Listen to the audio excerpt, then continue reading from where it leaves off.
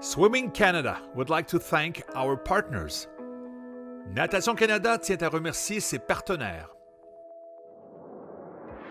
Bell for Better and all the ways it gives back to communities and sport across Canada. Mieux pour tous et toutes les façons dont Bell redonne aux communautés et au sport dans tout le Canada.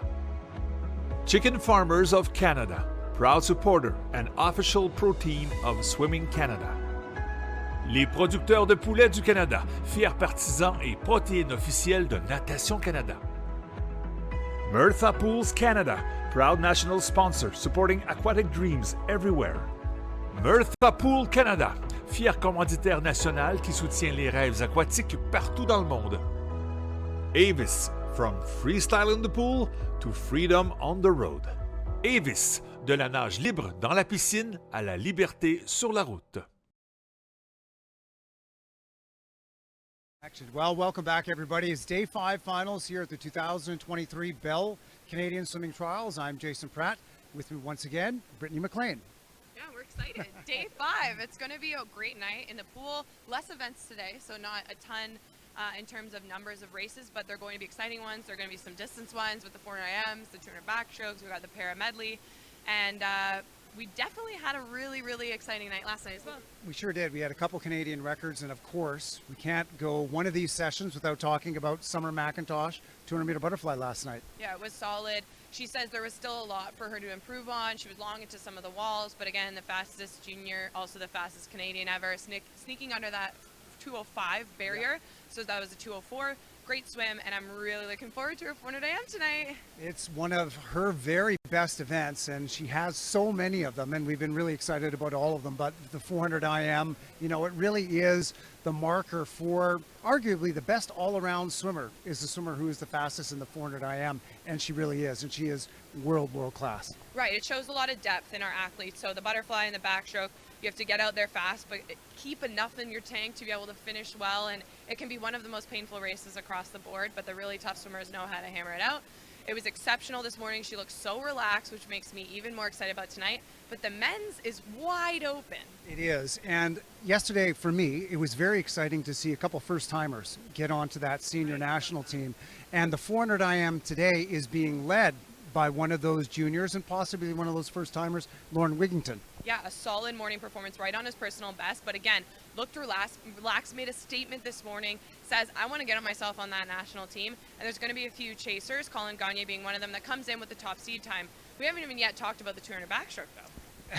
We haven't, but the 200 backstroke, of course, Kylie Moss. She had an Olympic silver medal in this. She's been on the podium, the World Championships, a number of international events. She's going to be up there. She's the top qualifier. Ingrid Wilma's going in third, sandwiched in between them, maybe looking to get on the senior national team for the first time. Ella Varga, she dropped 2 seconds. Right. And then some other drops on the men's side. Richie Stokes, probably the favorite, but 2 other juniors are going to be right beside him, chasing for that first spot on the national team. We're looking for new firsts here tonight. We're going to keep an eye on those records, and we're really getting near the end of this meet where those final spots on the team are up for grabs. Right. So join us in just a few minutes as we have our final session tonight, starting at 6 p.m. here at the 2023 Bell Canadian Swimming Trials.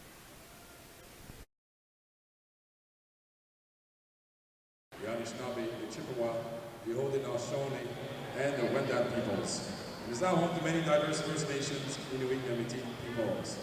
We also acknowledge that Toronto is covered by Treaty 13, signed with the Mississaugas of the Credit, and the Williams Treaties, signed with multiple Mississaugas and Chippewa bands. Nous reconnaissons que la terre sur laquelle nous réunissons est le territoire traditionnel de nombreuses nations, notamment les Mississaugas du Crédit et Anishinaabe, les Chippewa, les Haudenosaunee et les Wendat, qui abrite maintenant de nombreux peuples diversifiés des Premières Nations, des Inuits et des Métis.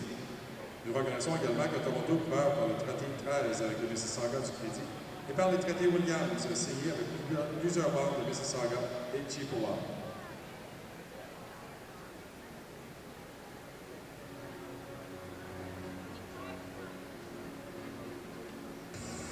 Good evening and welcome to Day 5 of the Bell Canadian Swimming Trials.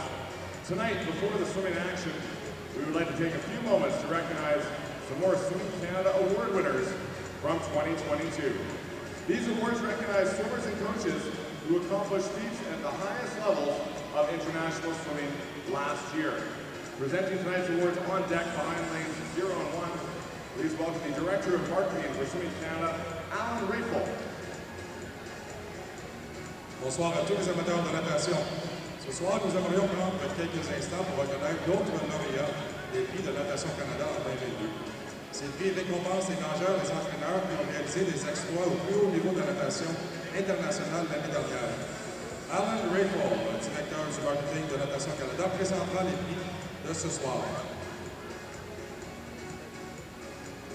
First, we present the Breakout Performers of the Year. These awards recognize first-time national team members who have broken onto the scene in a big way. From the Paralympic program, with 4 individual medals and a Canadian record at his World Championship debut. Tout d'abord, les révélations de l'année. Ces prix récompensent les nouveaux membres de l'équipe nationale qui ont fait une entrée remarquée sur la scène internationale. Du programme paralympique avec 4 finales individuelles et un record canadien à ses débuts aux championnats du monde, entraîné par Jean-Michel Lavallière au Centre de haute performance Québec, Félix Cowan.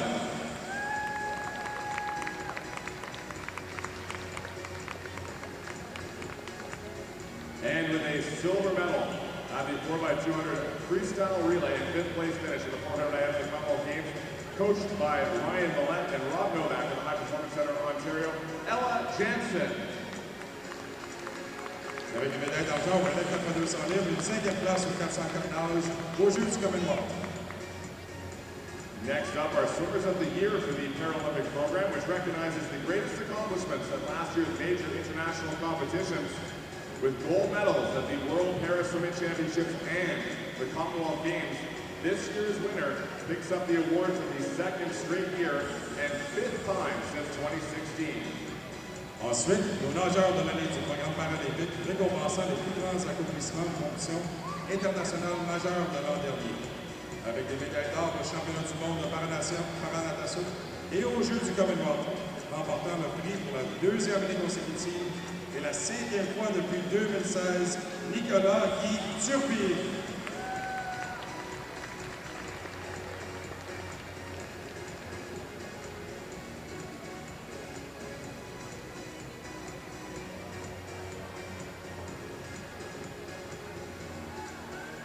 And the female Paralympic swimmer of the year is his teammate at the Club de Natation Region in Quebec, with 2 more gold medals and a bronze at Worlds and a silver at the Commonwealth Games last summer, winning this award for a record 6th time in her illustrious career.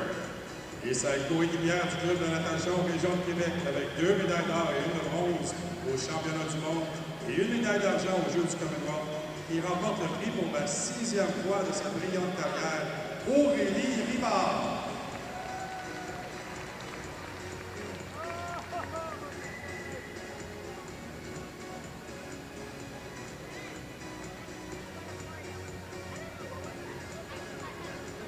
And taking home the Coach of the Year award for the Paralympic program for 2022, their coach, Marc-André Pelletier.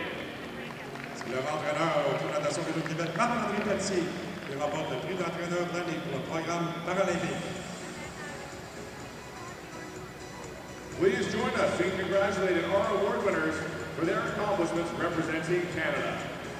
Joignez-vous à nous pour féliciter nos lauréats pour leurs exploits alors qu'ils représentaient le Canada.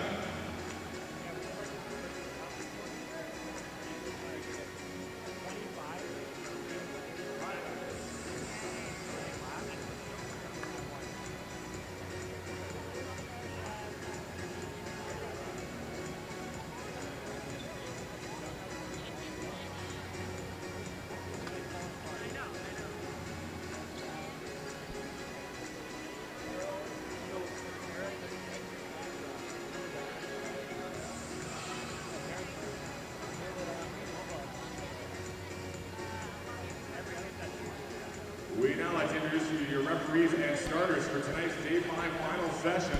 The referee for the women's events, Daryl Martin. Referee for the men's events, Joan Butler. Our referee for the para events this evening, Sandra Russo.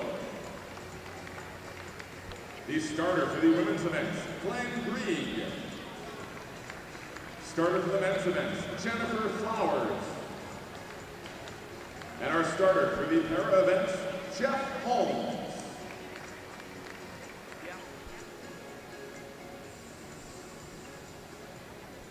We would now ask everyone to please rise if you are able and join Jeff Holmes in the singing of our national anthem. O Canada, our home and native land, true patriot love in all of us command. Carte embrasse et porter le pays, il sait porter la croix.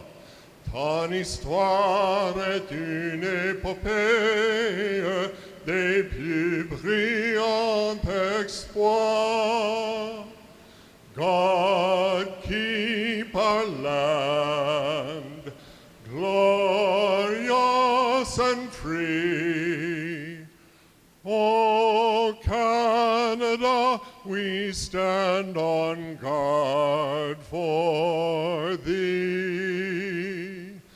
O Canada, we stand on guard for thee. Thank you to Jeff Holmes on our anthem this evening. And with that, we are back. This is Jason Pratt here at day number 5 of the 2023 Bell Canadian Trials. With me again, Brittany McLean.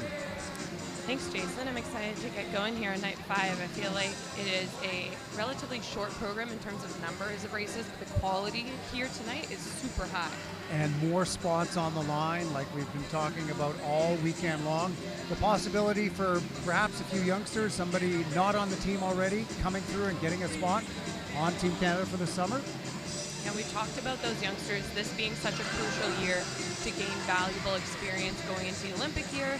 It is definitely not the end of the world if they do not qualify, but it also is an incredible opportunity for them to get to go to these international meets 1 year out from the Olympics, to be able to gain the experience, to understand what this, because so much of an international competition is so new for these swimmers. If you've never, so many people say, you know, I go to my first Olympics and I just want to experience it, and everyone asks, you know, what are your expectations, what are the medals? But it really is, it's not your average age group meet. These are, you're in an uncomfortable location, you're in a new bed, a new food, you're in different transportation, all these things that you're not used to. So any opportunity that these athletes have to go through a bit of a dress rehearsal and get to experience it, I think it's really valuable. 100%, and there's all sorts of learnings going on, this weekend, no matter how fast you are or what record you are aiming for. We're looking at and we're seeing all the way from Summer McIntosh to brand new rookies down here at the very youngest swimmers coming in, learning about themselves and about their events. And this next event up is going to be the 200-meter backstroke. Our first final tonight is the junior final in the women's 200-meter backstroke. Of course, this is an event that we'll see Kylie Moss in a little bit later. She's a Olympic medalist in this event. The juniors, as we were talking about, one of those new experiences for these athletes and possibly coming out of this heat is the World Junior Championships happening in Israel later on this summer.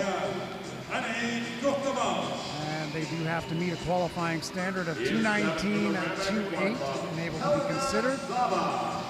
This is the junior final. We do have a number of juniors in the super final as well coming up. So those two events will combine the results to make a determination on our top swimmer and those eligible for the World Junior Championships. Right, and that age eligible is anywhere born between 2005 and 2008. We'll have to keep an eye on those swimmers, like you mentioned, that are in the A final later coming up.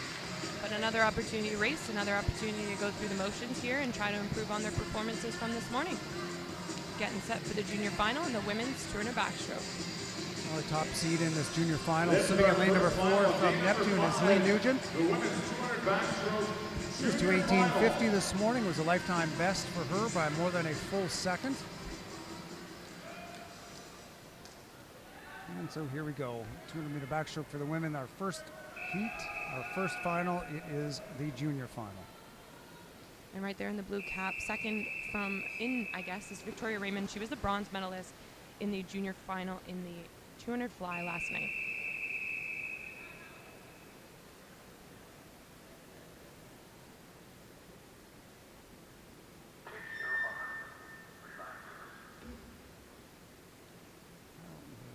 Technical issue with the microphone down there, the starting system. Give that a shot again.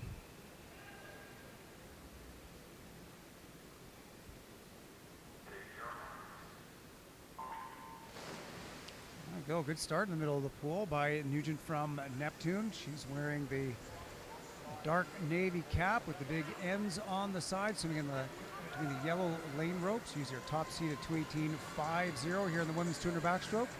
And similar to when we watched the Turner fly, the Turner backstroke, you do see a more, you tend to see a lot of distance swimmers coming down to the 200 backstroke. From the stroke specialties, this is the longest race in the backstroke discipline. So you do have to be strategic. You have to be able to preserve the right amount of energy. But getting out fast there in lane 1, Victoria Raymond, 32.15 in the first 50. Very fast out for Raymond. She's at 2:20.93 this morning. Victoria Raymond swimming in lane number 1. Swims for Etobicoke Swimming, a club local here to the Toronto area. Also out strong there in lane number 9, Blythe Bartoluk is up there with the race leaders, and it's a pretty close heat as we're coming here to the 100 wall. Still Raymond in lane number 1 with a slight advantage over the rest of the field.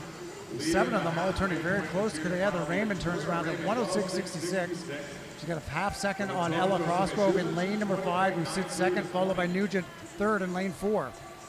Yeah, Raymond also training now at the HPC Ontario, so she is one of the junior academy members here. So very familiar with this facility and making the most of that for sure. Here we go, they're coming now to the 150-meter mall. Nugent starting to pick it up. She already was a personal best this morning at 2:18.5, chasing down the leader currently, Raymond, in lane number 1. This is the last wall as they go over very close together. Ella Cosgrove in lane number 5 has now taken over the lead, 1:42.1. First 4 swimmers all within 4/10 of each other, very close between lanes. Look at this in lanes number 1, 3, 4, and 5. Yeah, and this is where it really hurts in the legs. I know it doesn't look like it from this angle, but it is all lower body pretty much at this point, just trying to keep up your tempo and make sure you're making that final stretch to the wall. Ella Cosgrove now distancing herself from other swimmers in this heat as we come to the finish. It will be Cosgrove in 5, 2:15.66. A good drop for her, down from 2:18.57 this morning. Second goes to lane number 3. That's Melissa Lorne from Grand Prairie. And third will go to lane number 4. That's Lee Nugent from Neptune. Yeah, and important to note that Cosgrove was under that junior cut. We will see plenty of junior swimmers in the A final, but for a lot of them it must be exciting to see those barriers and know that they are within that understanding of the conversation behind getting to qualify for these junior national teams. So a really great swim. Our heat winner of the junior final, Ella Cosgrove. Yep, so a great swim by Cosgrove, getting down to 2:15. The swimmer from Dorval Swim Club was a personal best this morning at 2:18.57. Now reset that mark at 2:15.66. Next up will be the B final for the women's 200-meter backstroke. And we've been talking a lot about Worlds and World Juniors. We also have the Pan American Games up for selection. And so that is an open event, meaning anyone of any age can qualify for that. There's a 2:19.28 standard to be considered, and we have a plethora of women who are underneath that cut. So we'll look to see who gets named to the Pan American Games. That event happening later on this fall in Chile. And speaking of the Pan Am Games, that was really a big coming out party for Kylie Moss right before her Olympic medal. Only a year before that, the Pan Am Games was her first major senior international competition, so it's definitely a good stepping stone for a lot of these athletes. They're never out of the fight, and any national team experience is a great one. Here we go now, B final, the women's 200 backstroke. Top seed in lane number 4 from the Toronto Swim Club, Alexa Gold, 2:17.63 this morning.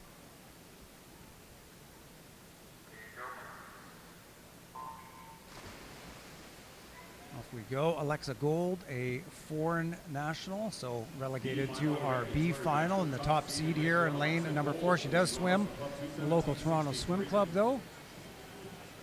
And she is out fairly quick here through the first little bit. She does have a lifetime best in a sea time of 2:15:40, so she was 2 seconds off that this morning, so she's probably got a little bit of room to go. Right, and although she's out really quick, she still looks very relaxed. I'm loving her tempo right now going into the first turn. And going around in 31.39 seconds. Solid outing for her. It's about a half second better than she was this morning. Turning second is Helena Montrichard down in lane number 8. And Cosgrove looking very relaxed. Very important to be as relaxed as you can early on in this one, as you said. Brittany, when it comes down to it at the end of the race, those legs are burning. So whatever energy you can conserve early on, all that much better. Right, and she's a little close to the rope right now. I'd love her to get a bit towards the middle of the pool, but a solid first 100 here for Alexa Gold in lane 4. 105.67 is a split time for her. It's a second faster than she was this morning, so she's on pace to be pretty close to that sea time at 2:15:40. We'll see what she does to hold on here on the back end. Turning in second is Sela Wist, a youngster in lane number 3 from UBC. Followed by lane number 8, Mont Richard, sitting in third.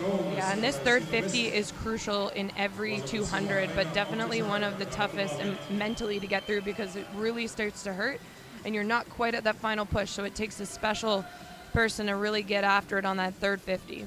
And Gold turns around at 140.81. She's on to the last 50 meters. The thing about the backstroke, you can see the scoreboard at that final 50 and see where it is that you need to go. Use that for a little bit of a push over the end of the race.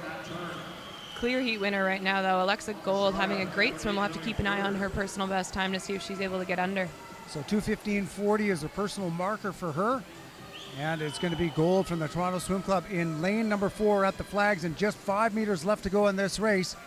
Alexa Gold with the win at 2:15:38, 2/100ths under her old personal best, setting a new standard tonight, winning the B final. Second goes to Sela Wist in lane number 3, followed by lane number 5. That's Natasha Frost from Point Claire. Sela Wist dropping a little over a second from this morning as well, which is great.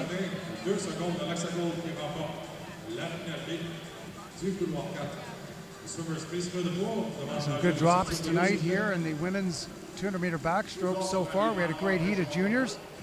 Some really good swims in the B final. And up next is going to be that Super A final featuring our top 10 seeded swimmers. Great way for us to start off the A finals here tonight. Kylie Moss will make her return to the pool. It's been a few days. The backstroke events were heavy in the first half of the meet, and then we had to wait a little bit to get them back here on day number 5. And here we go, A finalists now. Swimming in lane number 9, Island Swimming. She's one of the juniors in the final tonight. Bridget Burton. In lane 0, Madison Krieger from Brock Niagara Aquatic Club. She is the provincial record holder for 14-year-old age category. In lane number 8, Mila Van Zansen from Etobicoke Swimming. She was second in the 200 IM the other night. Lane 1 from Windsor Aquatic, Maddie Guttrell, 4th in the 100 back here on night 1. In Etobicoke, in lane number 7, Delia Lloyd. She was first in the junior final in the 100-meter backstroke. Lane 2, Jordan Greber, Grand Prairie Piranhas just snuck under that junior cut this morning. From Langley in lane number 6 is Katie Schroeder. She was 8th in the 50-meter backstroke. Another one of our junior swimmers tonight. Lane number 3, Ingrid Whelm. She was the trials champion in the 100 backstroke earlier this week. She's also a bronze medalist in the 100 at the 2022 Short Course Worlds. In lane 5 from the University of Calgary, she won a best time by 2 seconds this morning. That's Ella Varga. And in lane number 4, Kylie Moss, Canadian record holder in the 50, 100, and 200-meter backstroke. She's a 4-time Olympic medalist. She was also the world champion in 2017 and 2019 in the 100, 2022, she was the world champion in the 50. She's from LaSalle, Ontario, currently training with Ben Tidley in Spain. This is going to be a fun one to watch because that FINA A cut, 2:11.08, Kylie obviously very comfortably under that this morning, but we could potentially see a second swimmer under that cut tonight. And it could, well, it's probably going to come down very likely between those middle lanes. We've got Ella Varga, who's already dropped 2 seconds. She is very close. The personal best time for Ingrid Wilm in lane number 3 is just a couple tenths over that. And we know that she is swimming well this weekend. So here we go now, a final of the women's 200-meter backstroke.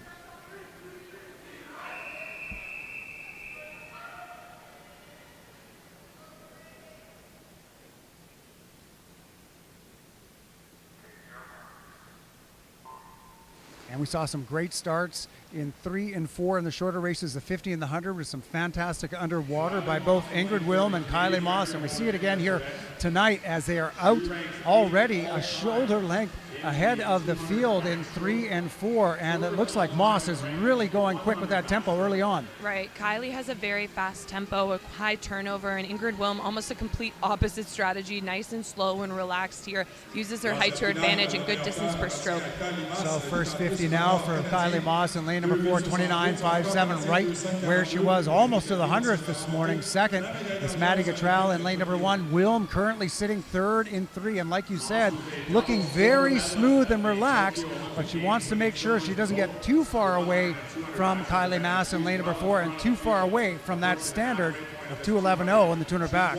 Right, especially with her natural speed going out. I think you want to stay on Kylie's rope and try to stay with her as long as you can and dig a little deep coming home. But all Kylie Moss, 101.47 at the 100. Very solid outing on the first 100, 0.8 of a second better. Ingrid Wilm now moving into second in lane number 3. Ella Varga moving up into third. So the top 3 swimmers now out in front of everybody else. Moss, we know that she's going to get down to the standard. It's just a matter of how fast she's going to go. The question is now, can we get a second woman under that 200 back cut? Right, and if you watch Ingrid right now, she is comfortably in second, but still hasn't really broadened her legs yet. So if she has a bit in the tank for this final push, we can get close to that standard. Well, that telltale sign is going to be what she does on this underwater and how much energy she comes up with the legs on this last 50. And you can see she's trying to pick it up. She's trying to go. Kylie Moss clearly out in front, 3 seconds ahead of everybody else. Wilm, she's on target to get down to 210 high, which would be underneath the cut, but nobody is going to get to Kylie Moss, as once again she wins our women's 200-meter backstroke in lane 4, 2:07.13.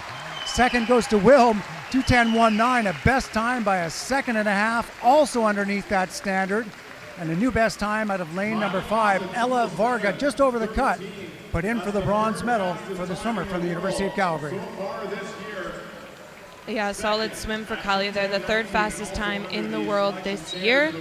She looked smooth from the start. I think that was a pretty big confidence booster for her too, to go 2:07.1 at this point in the season. As you mentioned, Ingrid Wilm, another PB. I think she still has a bit more in the tank. I never saw her legs come. You know, she looks so relaxed. It is kind of deceptive because obviously she is working and working very hard. But that's the first time she's ever made any team because of the 200, so good on her. Kylie Moss, number 3 in the world in the 200 backstroke, 2:07.1. A good drop from this morning, a second and a half. We're going to get a chance to talk to her right away. One of the veterans and the most dominant forces in women's backstroke swimming over the last 6-7 years, Kylie Moss.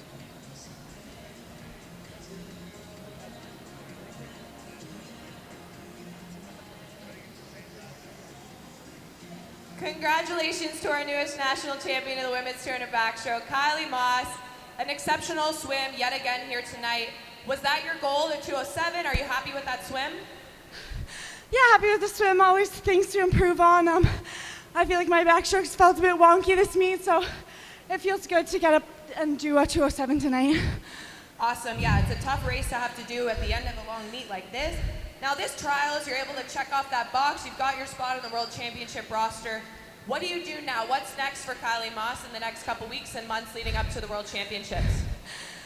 Definitely analyzing my performances here and looking back on what I can improve on and just getting back to work, training hard into the next training block through till Worlds. Awesome, well we can't wait to cheer you on. Congratulations on an amazing performance here tonight, Kylie. Thank you. Great swim once again by Kylie Moss to win the women's 200-meter backstroke. Congratulations to her. Congratulations to Ingrid for also going underneath that standard. So Canada will have 2 entries into the World Championships in this women's event. Now we move on to the men's 200-meter backstroke, and we're going to have our junior final up first. In this event, the World Junior qualifying standard for the men's 200 backstroke, a time of 2:02.69. And we do have a few juniors who will be swimming up later in our Super A final. But only 2, so you never know. We've sometimes seen more, so 2 I think is encouraging that if someone in here had the swim of their life, definitely could be in consideration. So some good swims out of these young men this morning in the 200-meter backstroke. Top seed is lane number 4 from Kamloops. It's Parker Cameron. Cameron swam 2:06.53 this morning in the preliminaries. Just missed making that Super A final, and that was a personal best for him by 2 seconds. Great swim out of Cameron. Let's see if he can get a little bit more out of himself. 2005 born athlete, and as Brittany said earlier, all swimmers between 2005, 2008 born are age eligible for the World Junior Championships later this summer.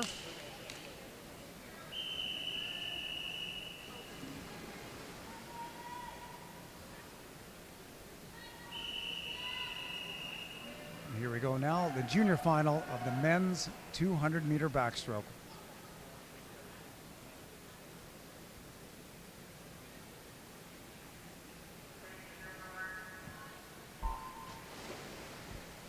And we are off on this one. Let's see if we get on our first 50 meters. Some good underwater out of lane number 3. Paul Arogo from the Hyack Swim Club. He is out and charging here through the first 25 meters. Arogo this morning, he went at 2:08.13, a little bit off of his best time. It actually is 2:06.5, the same as Parker Cameron in lane 4.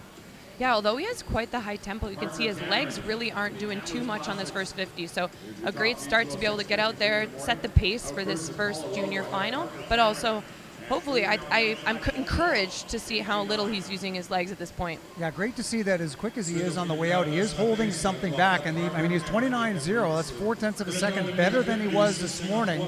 Cameron in lane number 4 has moved up. He's almost even with them, as is Caruso in lane number 5. As they come to the 100 wall, is the halfway marker in this men's 200-meter backstroke.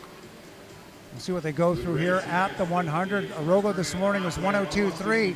Here he is tonight at 1:01.7. We've got a 1:01.6 in lane number 4 and in lane number 5. Strong outing on this first 100 of the backstroke. Yeah, Tom Caruso had an incredible turn there, completely amazing underwaters. Paul Arogo there just came into the turn, absolutely no underwater kicks off the wall, and then about a body length lead was lost really quickly off a turn, and it's Tom Caruso right now. And you can see how Caruso used that to his advantage. He has the lead now as he comes to the last wall. Let's see what kind of energy he's got left on this underwater. Solid. Look at him go.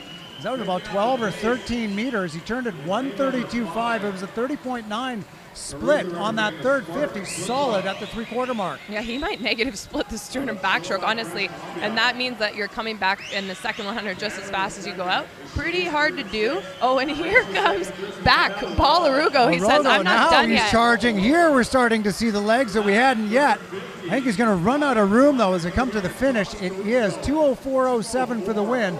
Thomas Caruso in lane number 5 to take the junior final. Second goes to Paul Arogo. 2:05.19 for him. Parker Cameron, another best time in for third in lane 4. I think Thomas is happy with that swim. If we see his celebration, he looks pretty confident. I love to see it. He looks very happy. That comes down from a seed time of 2:07.3. So almost 3.5 seconds to win this junior final, 2:04.7. A great swim for Thomas Caruso from Spartan Swimming. And there we go for our junior final on the men's side. We'll have a few awards, maybe?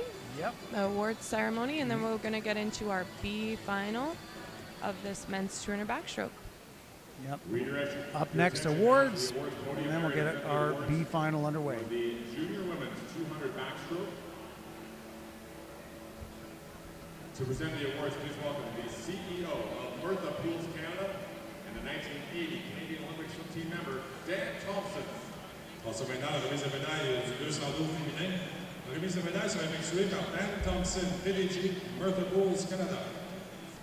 Bronze medalist, La médaille de bronze. Langley and Aberystwyth Olympians, Katie Schroeder.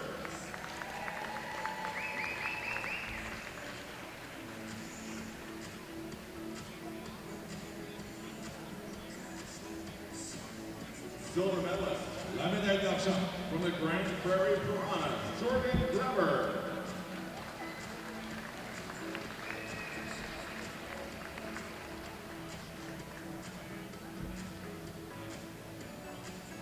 Gold medalist, La médaille d'or. your national junior champion here tonight from Etobicoke Swimming at the High Performance Center, Ontario, Delia Lloyd.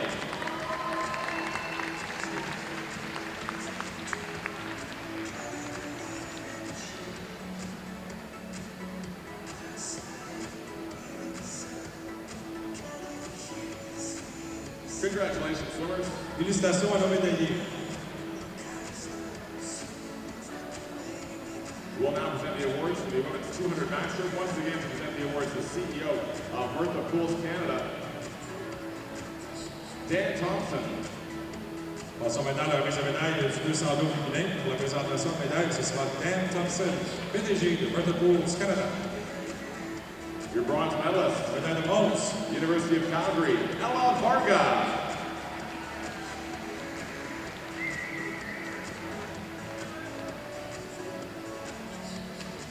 Silver medalist, La médaille d'argent. from the Cascades Club, Ingrid Wilm.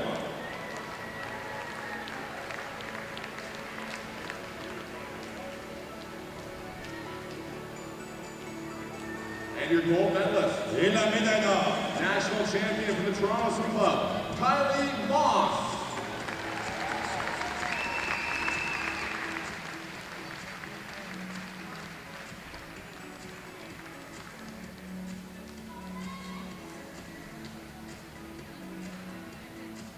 And with those awards, we've got a quick commercial break before we come back for the men's Sooner Back B final.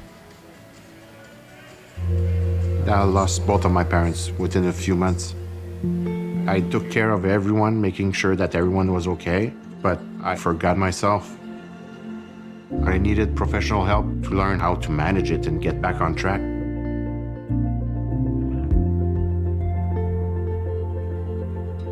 It's a process, but things are getting better and better.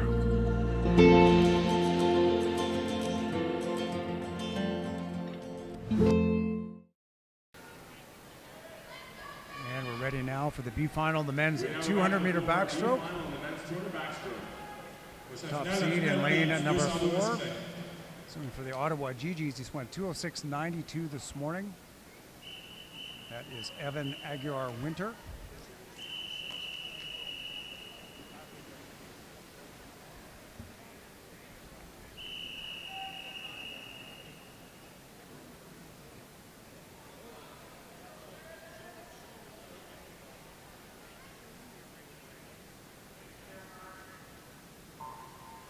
Some great swims in that last heat in the junior final, Brittany, of the 200-meter backstroke. We'll see if we can get out of our men here in the B final. 206.92, the Ottawa GGs. Evan Aguiar-Winter in lane number 4. Out to a good start here in the first 25.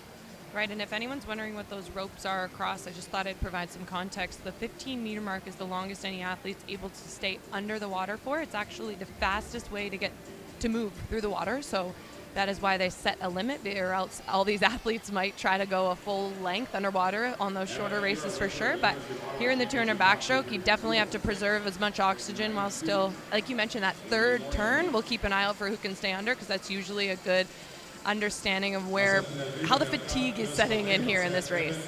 Aguiar-Winter, he is out quick. He's out 0.4 of a second better than he was this morning at the first 50. But if you've been listening to how Brittany is observing the backstroke is heavy or light on the legs, I would say he's one of the ones that's been heavier than we've seen on this first 100 meters on the legs. Right, and we see a lot of different strategies, but one of my favorites is the, fly and die in a sense, because they're leaving it all in the pool, and you never want to finish a race and regret how you didn't do something. You want to know that you left it all in the pool and you gave it your best.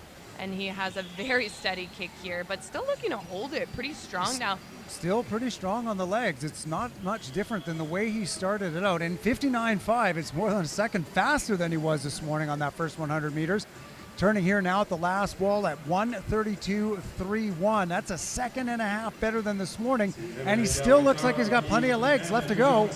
Yeah, and we have to also give a bit of notice to our Elliot and Kevin in lane 5 and 3, because honestly right now this was expected to happen. He's the 4-second favorite in this final, so it's great to see some swimmers staying within, a body length or 2 body lengths away from him.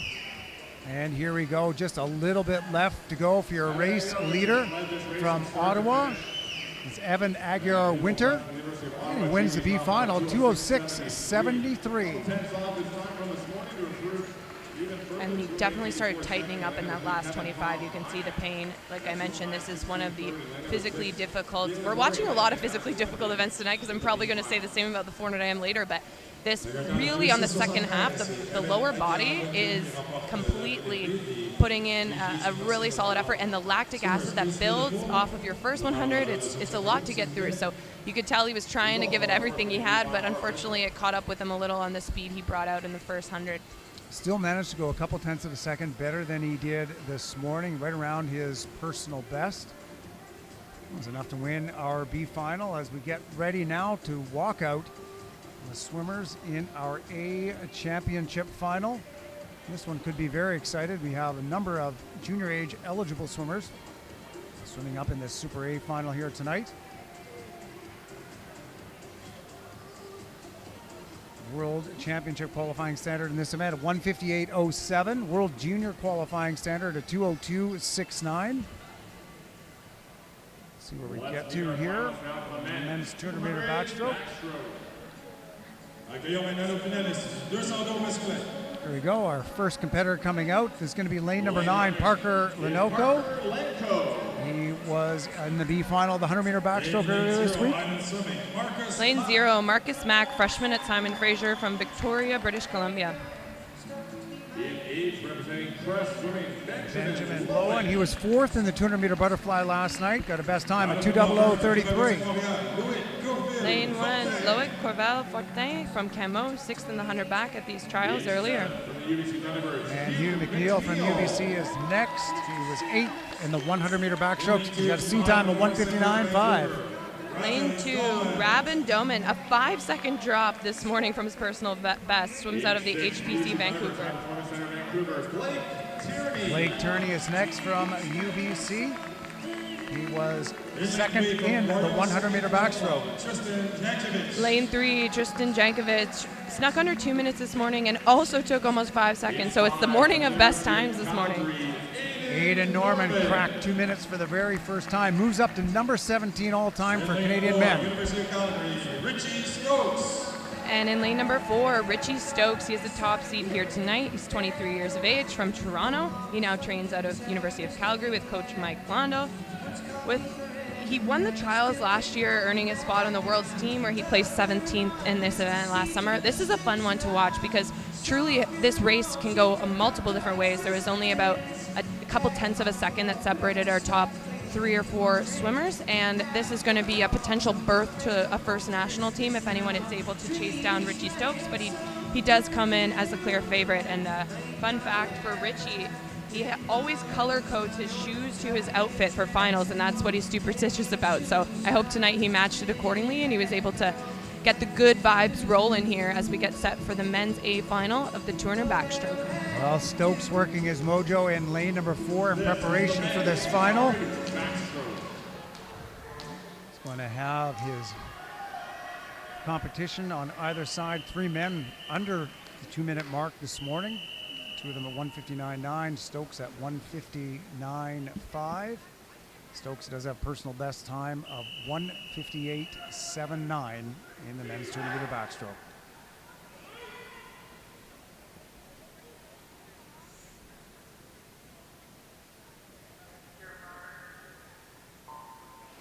And a few different strategies at play this morning. We saw Stokes out a full second better than the rest of the field. He was out in 27.9, whereas Norman and Yankovic were both out in 27.7 and 27.8. So we'll see if there's any different approach here tonight.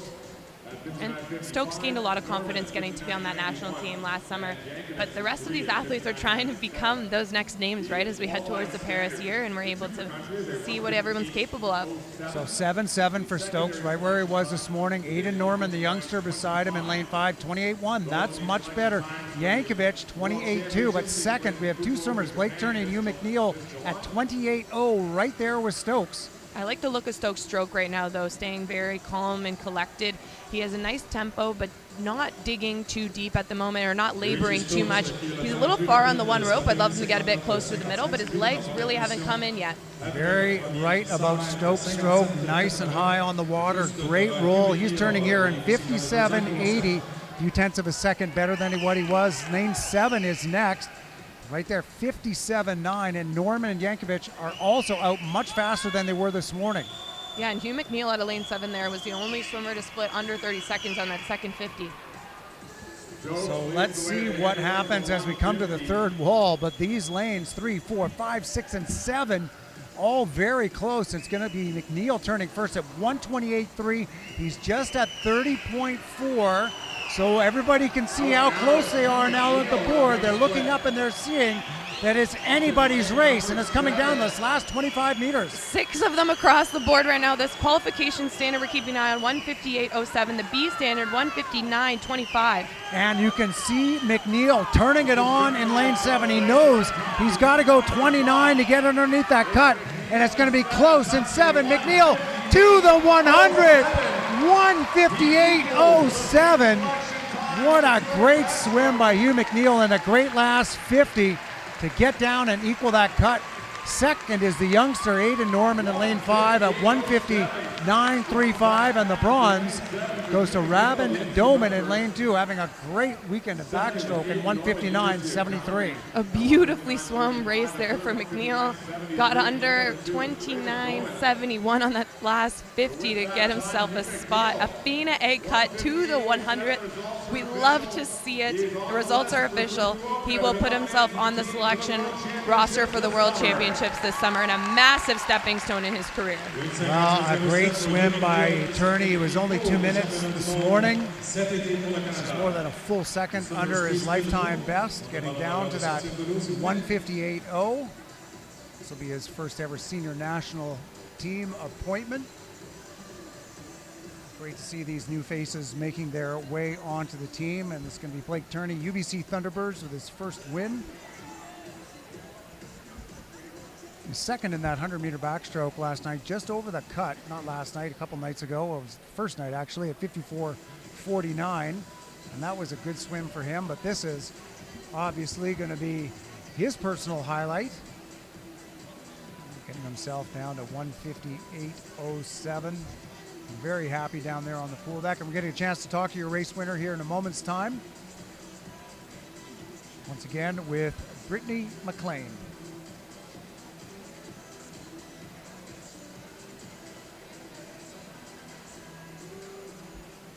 Hugh McNeil, your newest national champion in the men's 200 backstroke, exactly tying the FINA A standard. Did you know you had that race in you here tonight? No, not at all. What does it mean to you to get to represent Canada this summer at the World Championships? It means a lot. I didn't know that I could race this well on this stage, but to be able to represent Canada now feels amazing. Awesome. And what are you most looking forward to now when you start to let this sink in, going towards this summer? What excites you most about getting to be on Team Canada? Getting to train with my teammates again after my week break. Awesome. Okay, so he's going to enjoy the next week off, as he should. He's earned it. Congratulations. You got yourself on this team, and we can't wait to see what you can do this summer. Hugh McNeil, everybody.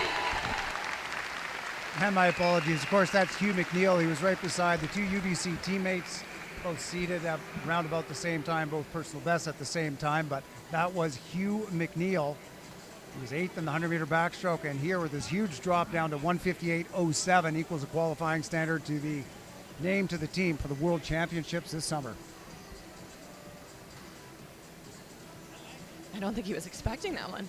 And I really love that. He- It's awesome to watch the athletes that they just, you know that they want it, but to be able to come in here today out of lane, an outside lane 7, if it was 8 lane finals, he would have been truly in one of the outside lanes. So Absolutely. if you have a lane, you have a chance, right? All you need is a lane, so McNeil taking great advantage of that here, getting down to that cut. 158.0 is a very good swim for McNeil.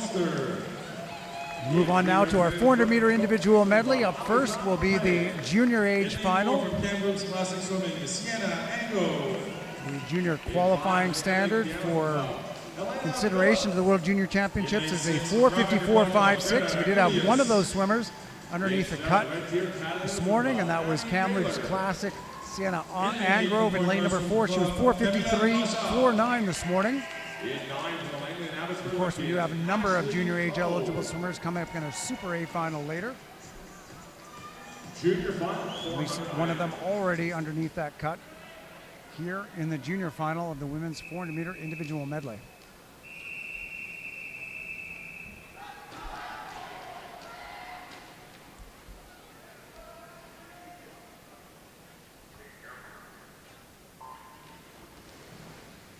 If we go on the 400 IM, earlier, Brittany, you were telling me how much you love this event. I do.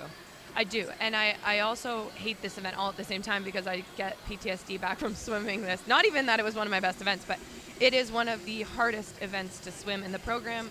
I may be a little biased towards that, so feel free to send me a message if you disagree, but I think most would agree it's at least up there because it is truly a distance event while also being combined with the difficulty of having to do every stroke, do them each well, use a strategic approach by staying nice and relaxed. But how do you stay nice and relaxed on a 100 butterfly and then pull yourself together for the backstroke, breaststroke, get enough oxygen in to come home on the freestyle while your body is tightening up? Can you tell I'm in pain even just talking about it? It sounds like you're working through something here with that 400 IM, and I wouldn't be surprised if there are an awful lot in the swimming community are. It really and truly is the toughest event, the most demanding event on your body, in my opinion. I would agree with you, Brittany. So, no shame in that as we go through the first 100, 105.31 in lane number 4, Angrove. She was very close to her personal best this morning, just a half second off, as she's been 4:52.8. So that 4:53.4 was a very solid swim. And you're right, the challenge in this one is you're on your front, you're on your back. All 4 strokes, all of the swimming muscles you could possibly be worked are being worked in this one. Right, and I think that context is important because one thing I always tell young swimmers is no matter what race I did, most of my career actually was freestyle by the end. Even in freestyle, I would always warm up with a 400 IM. And something that was important to me is because you truly feel every muscle in your body when you're doing every stroke. And the 400 IM takes that endurance side mixed with, like you said, that stroke specific side. So they're pulling on every muscle imaginable to try to fire here across these 8 laps of the pool. And so we're going through to the first half, at the end of the first half of this race. At the end of the backstroke, Angrove still out in front. Moving up nicely in lane number 2, though, that's Peyton Foster. She's having a good backstroke leg as she comes up and almost even with Angrove. Foster this morning, she was 5:03.27. There's a turn at the 200, 2:19.3 to 2:19.7. It's about 0.4 of a second separating them. And onto the breaststroke. It's probably, for a lot of these swimmers, so many of the IMers, it's one of their weaker strokes. Right, but you know who looks to have a really strong breaststroke right now at a lane 3? Alexandre Lepage, and she has. I feel like I remember watching her in some of these breaststroke. She was in the final in the 100-meter breaststroke. Right, so she has a beautiful technique. That was one of the first things that caught my eye. But also, breaststroke is so important to talk about in this 400 IM because it is the magic weapon. In the A final, we're going to watch Sydney Pickera make her move right now. And I think it's that hidden opponent for a lot of people where you can kind of have that background if you can do some flyback free and get through a 400 AM, but it's one thing to get through it and one thing to excel at it, and that breaststroke is definitely a kind of a beautiful thing to have to be able to pull out of your tool belt. Well, to truly be world class in the 400 AM these days, you do need all 4 strokes, but absolutely every single athlete who swims this event does have strengths. They do have weaknesses between the 4 strokes. So you're seeing Alexandre Lepage really take advantage of one of her biggest strengths. Well, really her biggest strength, the breaststroke, as she's pulled up, and she is just outside of the top 3 here as they come to the 300. And this is going to get interesting because the freestyle, some people are able to pull it off, and others you watch them kind of fade towards the finish. And this is going to be a great race between the middle 4 lanes with 100 to go. Well, 3:45.15 is the split time for Anne Grove. 4 seconds better than this morning.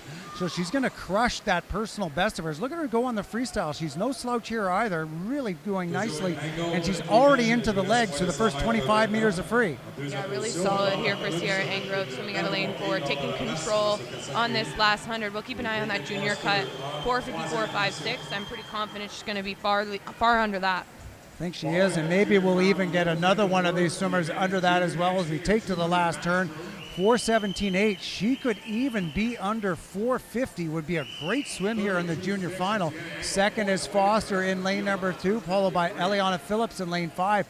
Currently sitting third. Here we go now. Less than 25 meters to go for Anne Grove in lane number 4. Swimmer from the Kamloops Classic Swimming. She's got a personal best time of 4:52.82. And she's going to take a big chunk of time off of that here, winning 4:49.35. Good drop for her. Second goes to lane number 2. That's Peyton Foster, swimming unattached, while third goes to lane number 5, Eliana Phillips from Edmonton, Canada. Another best time for her in this. A really, really strong swim there. I love that you could definitely tell Sienna was putting in a really solid effort there across all strokes. She stayed confident. She stayed in her own lane. She didn't let anyone else get to her, and she swam her own race. A really, really strong swim there. 4:49.35, like you mentioned, about good 3 seconds off her lifetime best.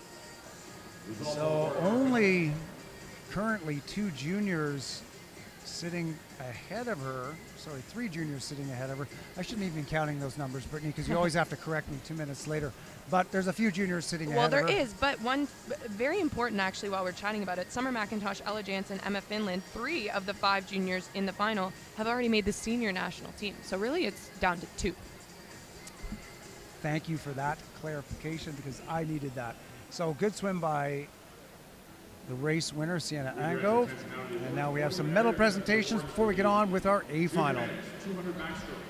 Passons maintenant à la cérémonie des médailles pour le 200 dos masculin.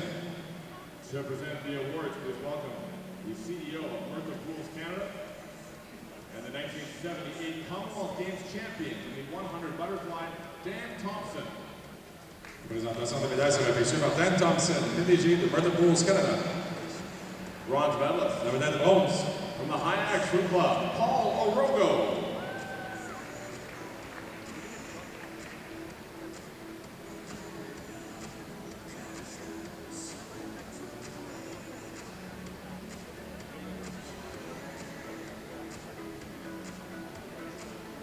Silver medalist, La médaille d'argent from the Spartan Swim Club, Thomas Caruso.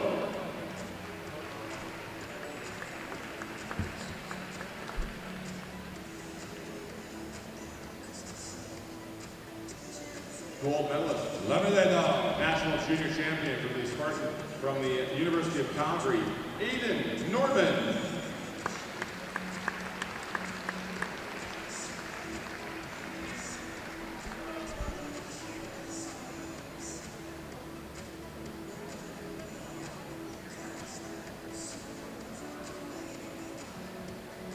Congratulations, swimmers.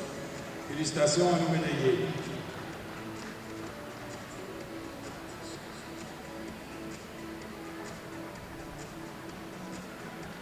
We'll now present the awards for the men's 200 backstroke. Présentons maintenant la médaille du 200 dos masculin. Once again, please welcome Dan Thompson, CEO of Bertha Pools Canada, to present the awards. La remise de médaille sera effectuée par Dan Thompson, PDG de Bertha Pools Canada. Bronze medalist, Médaille de bronze, High Performance Center, Vancouver, Raymond Dolman.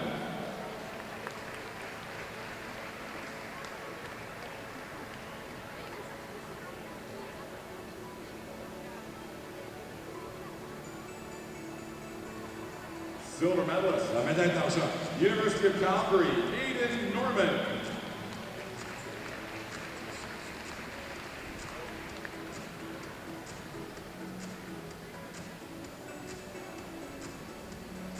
Gold medalist, la médaille d'or, national champion and newest member of Team Canada in the World Championships this summer in Fukuoka, Japan, from the UBC Thunderbirds, Hugh McNeil.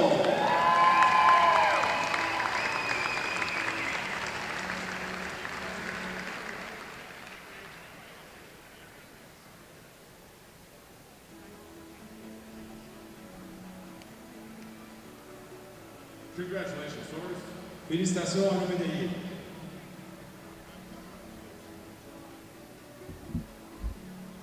And now a quick commercial break before we come back for the B final of the women's 400 IM.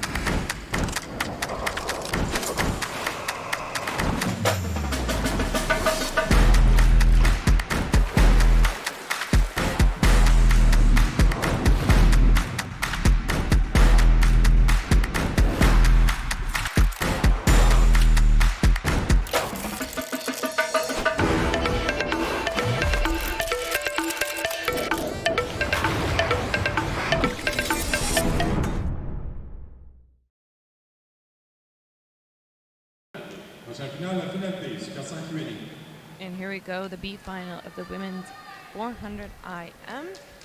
Few foreigners in this field, only two, lane number 0 and lane number 3. And just a reminder, anyone is eligible to swim in the B final, no matter what country they represent.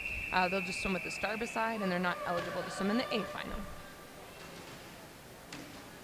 So here it is, top seed Catherine Minnick in lane 4 from Grand Prairie.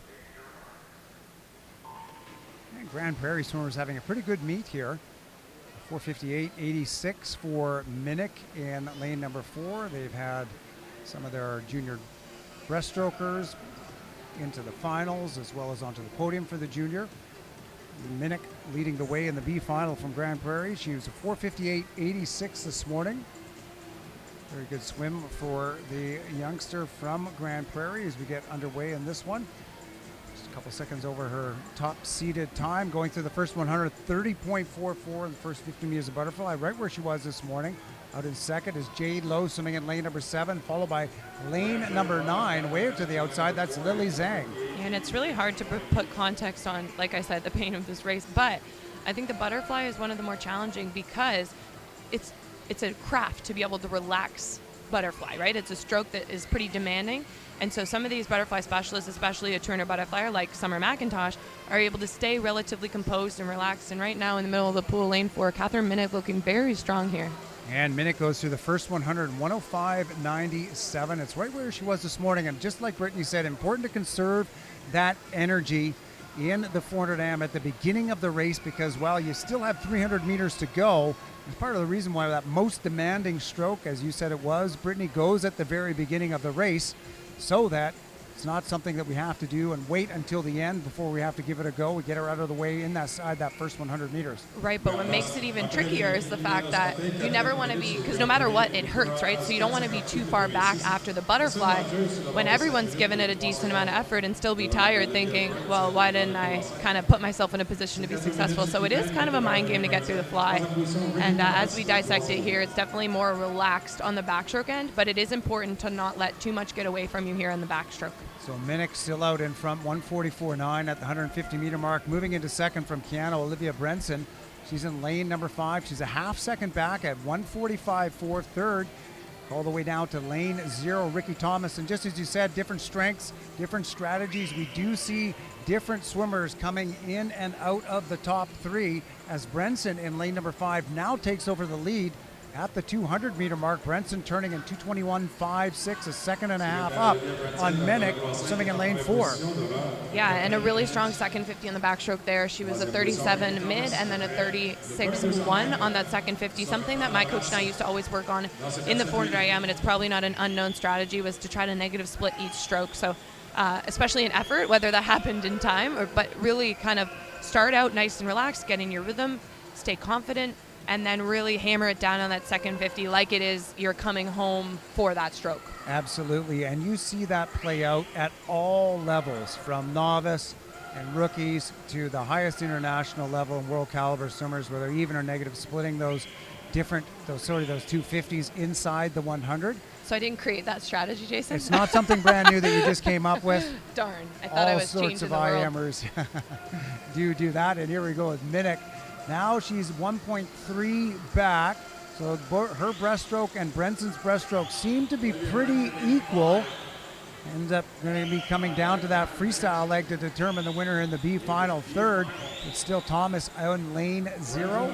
Right, and Brenson, though, really picking it up here on the second 50, so I definitely think that was one of her main goals here. Started with 43 mids across the board. For our top leaders are all about even breaststrokers, but it's all Olivia Brenson on this second 50 of the And breaststroke. Brenson does a great job at that. Look at this, it's 43.3, so she was dead even, whereas Minnick, it was a little bit tougher for her. She's up to 44.2 on that second 50 and now has to play catch up to the race leader in lane 5, Edmonton Canada's Olivia Brenson. She sits 2 full seconds up on Minnick, but Minnick is having a great first 25 meters of freestyle. Right, Minnick is staying on the rope. She's being smart and strategic here, and you're seeing Olivia Brenson taking her breaths mostly to her right, which is where she can see her closest competitor.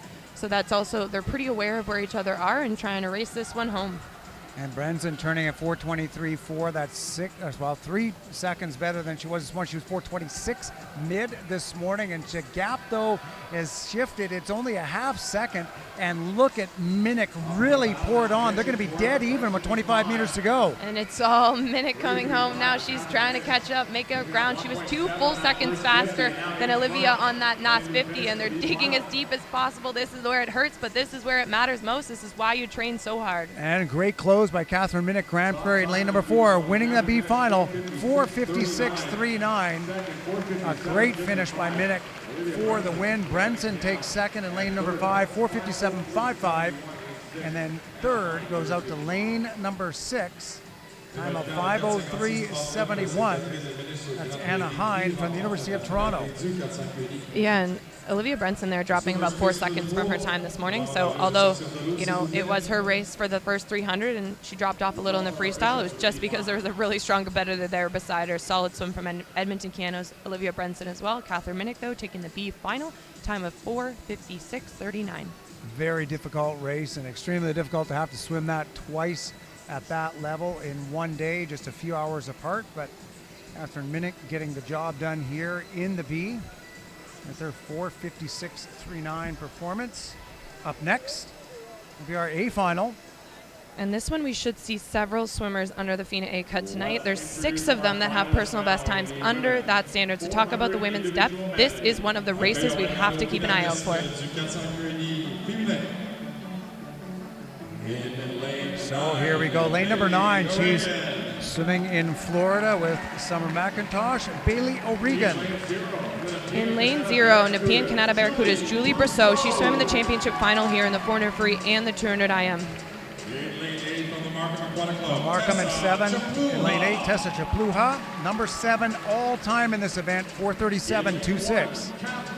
Lane 1, Catherine Hazel. She's here swimming unattached from North Coast Aquatic Club. Emma Finland is in lane number 7, the winner of the 1500 meter freestyle, Emma Finland.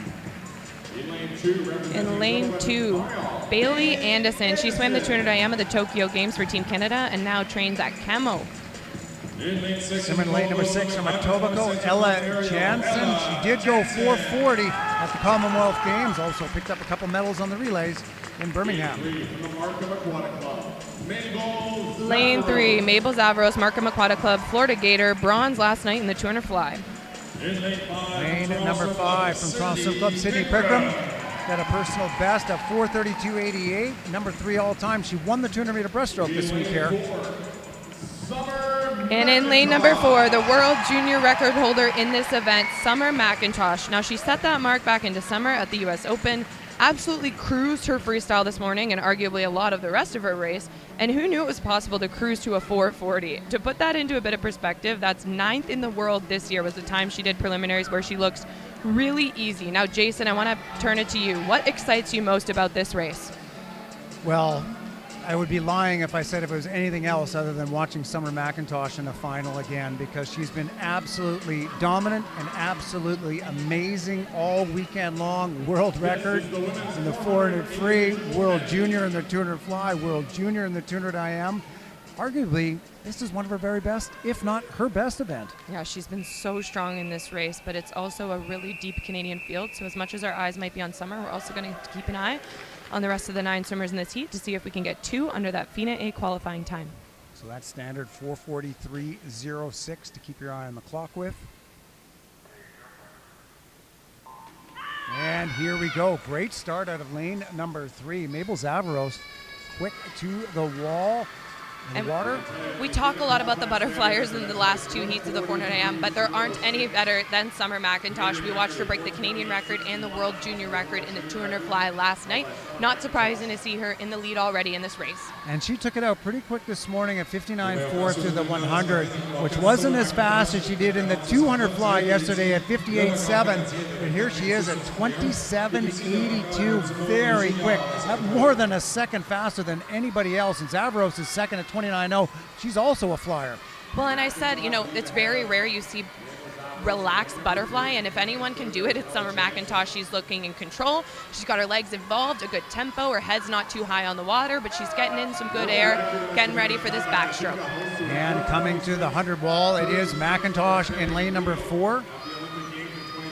59.47. It's right on where she was when she went that 4:28.6 a little bit earlier this year. So she's right there with it. Second, it is lane number 6.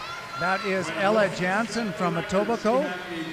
And I think the backstroke is one of Summer's keys, because although we don't see her individually swimming races like the 100 backstroke or 200 backstroke, Summer was very strong. She's going right around what Kylie went in that same meet where she set this national record in December in the 200 backstroke tonight. So to talk about world-class times, before tonight, Summer's time in the 200 backstroke was actually 3rd in the world at this point of the season. And so here we're seeing her pick it up, and you talk about where she's been working on that backstroke. Look at this, 1:33.7, so she's underneath the pace. The announcer just mentioned world record pace, but it's really important that she's racing herself and the clock and the time that she has set. So yes, she's on world record pace, but she's also faster than where she was when she went that 4:28.6. Right, and Jason, I've never seen world record pace look so relaxed. She looks composed and swimming her own race, going into the breaststroke here. COA20, my goodness, that is nearly 2 seconds faster than when she went 4:28.6. So the world's record is a time by Katinka Hotsu from Hungary, 4:26.36. And we just saw Summer McIntosh at 2:06.39 at the 200-meter mark. Right, and if Summer McIntosh did have a weakness, it probably comes in the breaststroke, but over the last few months, we've seen her excel incredibly in the breaststroke. This entire stadium here at Toronto Pan Am Sports Centre is on their feet cheering Summer towards a potential world record swim. So we want to see 2:45 or better. 2:45, 1:3, 38.7. She's never been that fast on the breaststroke. It's 0.7 of a second faster than what she did the first 50 of breaststroke went on 4:28 swim. And we are getting set to watch her swim freestyle, which is her strength. We watched her break the 400-meter freestyle world record just a few nights ago, and this crowd is getting behind her to watch history in the making. Well, we want to see a 3:26. It can be 3:26, anything really, and we know she's going to have a shot if that's what we see here at the 300 mark. It's going to be very, very tight. Oh my goodness, 3:25, 3:1. Holy smoke, she paid the price a little bit on that second 50 of breaststroke. She split 40.1, but she's looking very strong. Freestyle, it is her bread and butter stroke. And it doesn't matter which way Summer breathes right now. There is no one next to her. She is racing against the clock, against history, and to become the fastest performer of all time. Well, let's see what she is here. Let's hope for a 3:56 something. 3:56.18, 30.8. This, ladies and gentlemen, this world record, I believe, is going to go down. 4:26.36 is the time. McIntosh looking great with 25 meters to go. And here comes the crowd. This is Summer digging as deep as possible. So many hours of training go into this moment. Can she do it?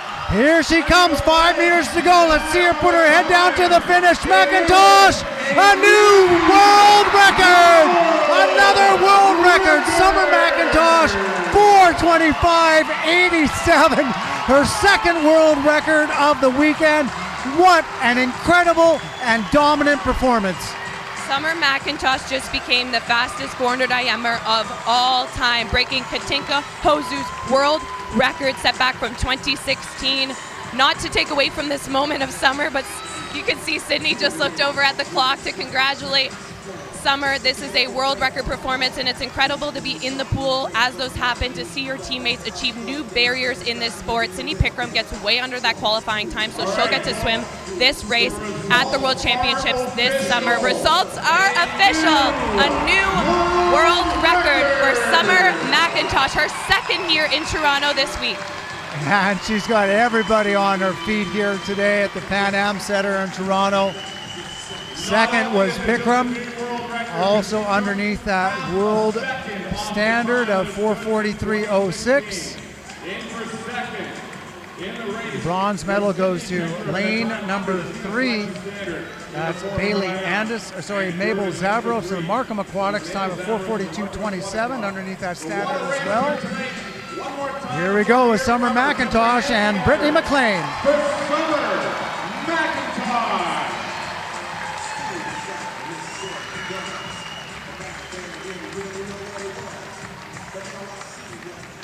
Toronto, we are witnessing history right before our eyes. The two-time world record holder, Summer McIntosh.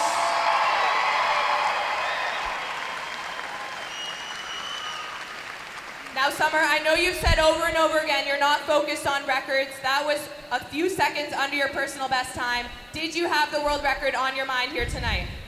I mean, going in, honestly, I just wanted to put down a good race and really just focus on the small things, but overall I'm really happy with that time, obviously, and it's always nice to set world records. She's getting used to it, everyone.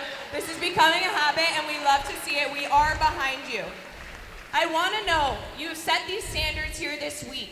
What can you look to improve upon this summer? What are you most looking forward to racing as you prepare now for the World Championships? I think I'm excited just to keep trying to improve on the small things, and out of the pool too, recovery is so important, especially when you have a big lineup. So just working on that mentally, physically, everything, just making sure I can stay calm between meets and between races as well. And she's not done here yet, folks. Tomorrow night, the 200 freestyle will let her warm down. The new world record holder, I can't say that enough, Summer McIntosh. Yes, it always is nice to break world records, and that's the second one for the youngster, Summer McIntosh. They're going to have to change that Pan Am board. They just managed to get it changed to 2 the other day. Oh my Number goodness. 3 coming up right away. I know. I thought I would, feel not tonight, but I think I'm still shaking as hard. We just witnessed a female go 4:25.8 in a 400 IM. The results are now official, so we can confidently say we have a new world record holder in here. I mean, she's not even a new world record holder because she's a reoccurring world record holder. But if you can't tell with the excitement in my voice, to have a swimmer like this in Canada, honestly, across the world, this is a once-in-a-generation type talent. She's now going to join conversations under the names like Michael Phelps, like Katie Ledecky. Going into this summer's World Championship, she'll be the favorite across 5 events. And arguably in Tokyo, I don't see that changing anytime soon. Well, and you think about the incredible width and breadth of what she does in terms of event selection.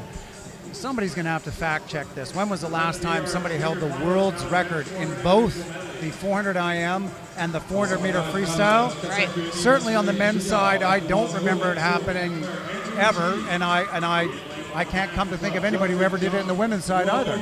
Yeah, would Phelps have ever had the 400 freestyle world record? No? Okay, so yeah, that's the only one I was thinking could be a potential, but we are seeing it in front of our eyes, history being made. And what was really cool, Summer's sister is in the audience here tonight. So Brooke McIntosh, if those of you who don't know, is a high-level figure skater, just came back from the World Championships, wasn't here for her first world record, and she was able to watch with her family here tonight. So pretty special family. I guess that's, arguably one of the better days they've had as a family, I would assume. Pretty special family bonding experience for sure. I hope they all go out for a nice dinner and celebrate tonight. Well, bonding over world records here at the Pan Am Center as we get ready for the junior final now in the men's 400 meter individual medley. Laon Kim, top seed in lane 4. And speaking of special events for young swimmers, Laon Kim, how many national age group records has this youngster from Hyak, 14 years old, broken already this weekend? I think it's 6 or 7, maybe 5. I don't know.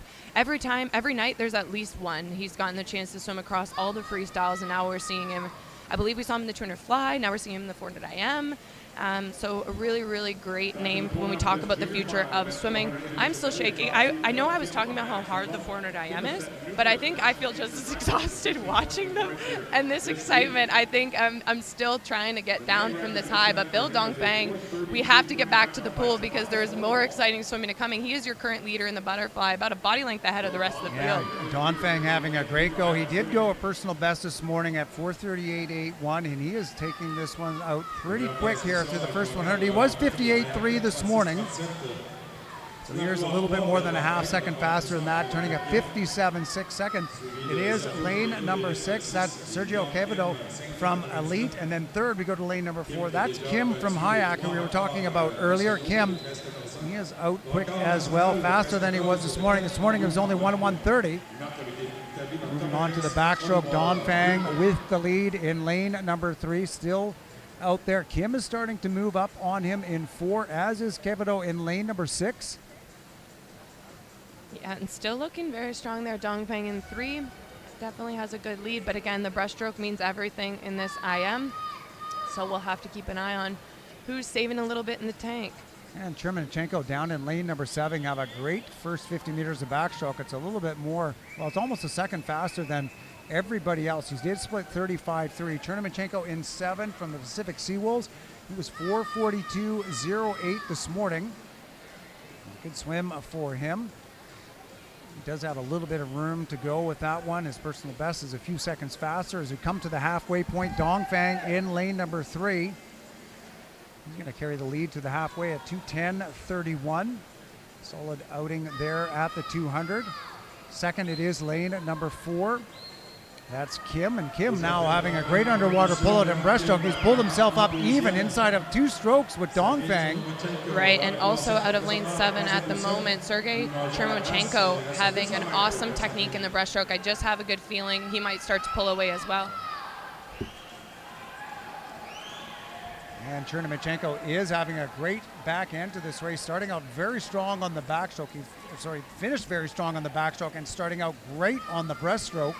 He takes over the lead now through 250 meters, 39.89 on that. That's our fastest breaststroke so far. He's a hair back, just by a tenth on Kim in lane number 4, but he did outsplit him.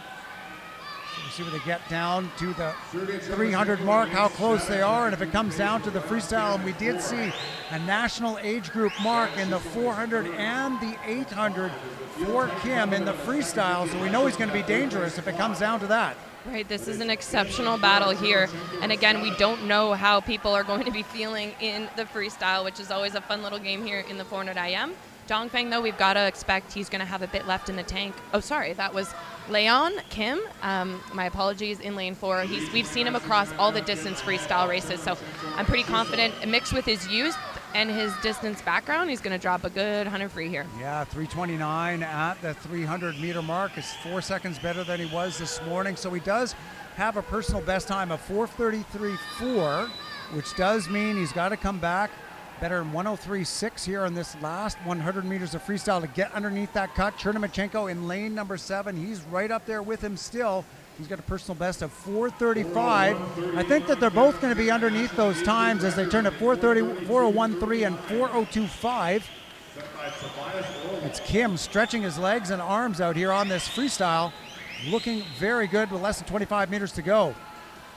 Yeah, very strong performance here, and you can see the goal would be to get as much air as you can in that 25-meter mark, and then a final push. He looks still pretty relaxed. Dig deep here, buddy. This is 5 meters to go. And here goes Kim from Hayak with the win, 4:31.72, a new personal best. Oh, and a new national age group record as well. Honestly, we might be seeing the Summer McIntosh of his generation. We might be seeing him in a couple of years doing exactly what Summer's doing. I say that because he swam almost the exact same event roster this week. A little bit more on the distance end, maybe a little bit more heavy on the freestyles, a bit less into the butterflies. But yes, Leon Kim, another heat win, another national age group record, that time now set at 4:31.72. And just as you said, he does swim all sorts of events, and it's very important to be diverse and swim all sorts of distances, all sorts of strokes when you're young. You're seeing that right here as Kim breaks the 400 IM national record after doing so in a number of freestyle events earlier. this week as we get ready for some more award ceremonies before we come back for the men's 400 IM B final. We direct your attention now to the awards podium area where we will present the awards for the junior women's 400 individual medley.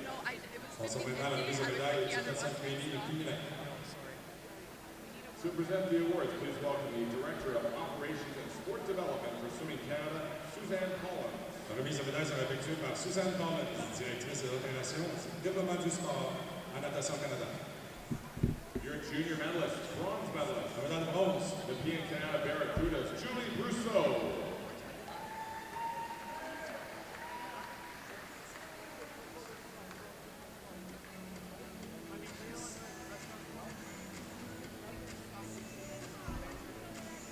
Silver medalist, la médaille d'argent, Etobicoke Swimming High Performance Center, Ontario, Ella Jansen.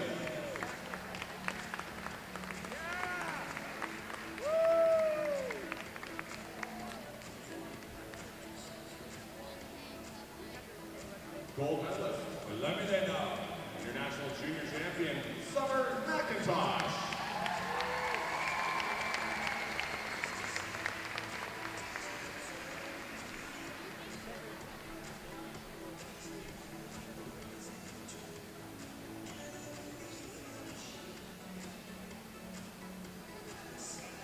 Congratulations, Summer. félicitations à nos médaillés.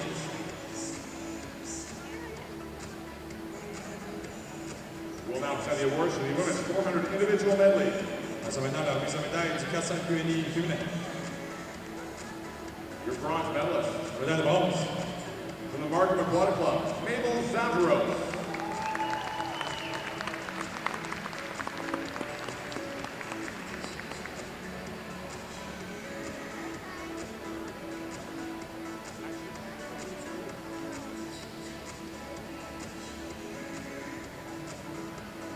Silver medalist, la médaille d'argent, also finishing under the selection standard for the World Championships this summer in this event from the Toronto Swim Club, Sydney Pickram.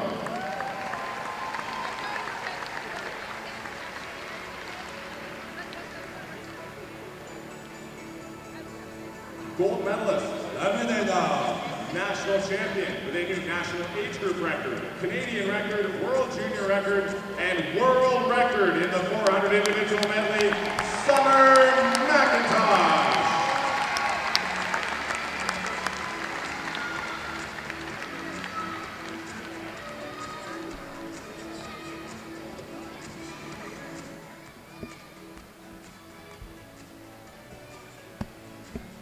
Congratulations, swimmers. félicitations à nos médaillés. Okay, can we just let it sink in that in order to win the junior Canadian final, you have to break a world record in order to do it. Also, Wow. I'm thinking about, so when I was growing up swimming, everything to me, into a commercial. 1 second, let me finish this thought. Lorsque nous pensons au sport et à la nourriture, nous pensons souvent à la nutrition.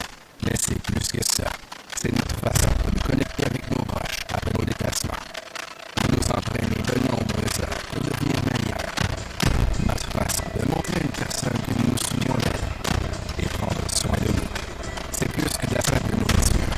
C'est une source d'énergie. Les producteurs de poulet du Canada alimentent fièrement les nageurs canadiens depuis 2013.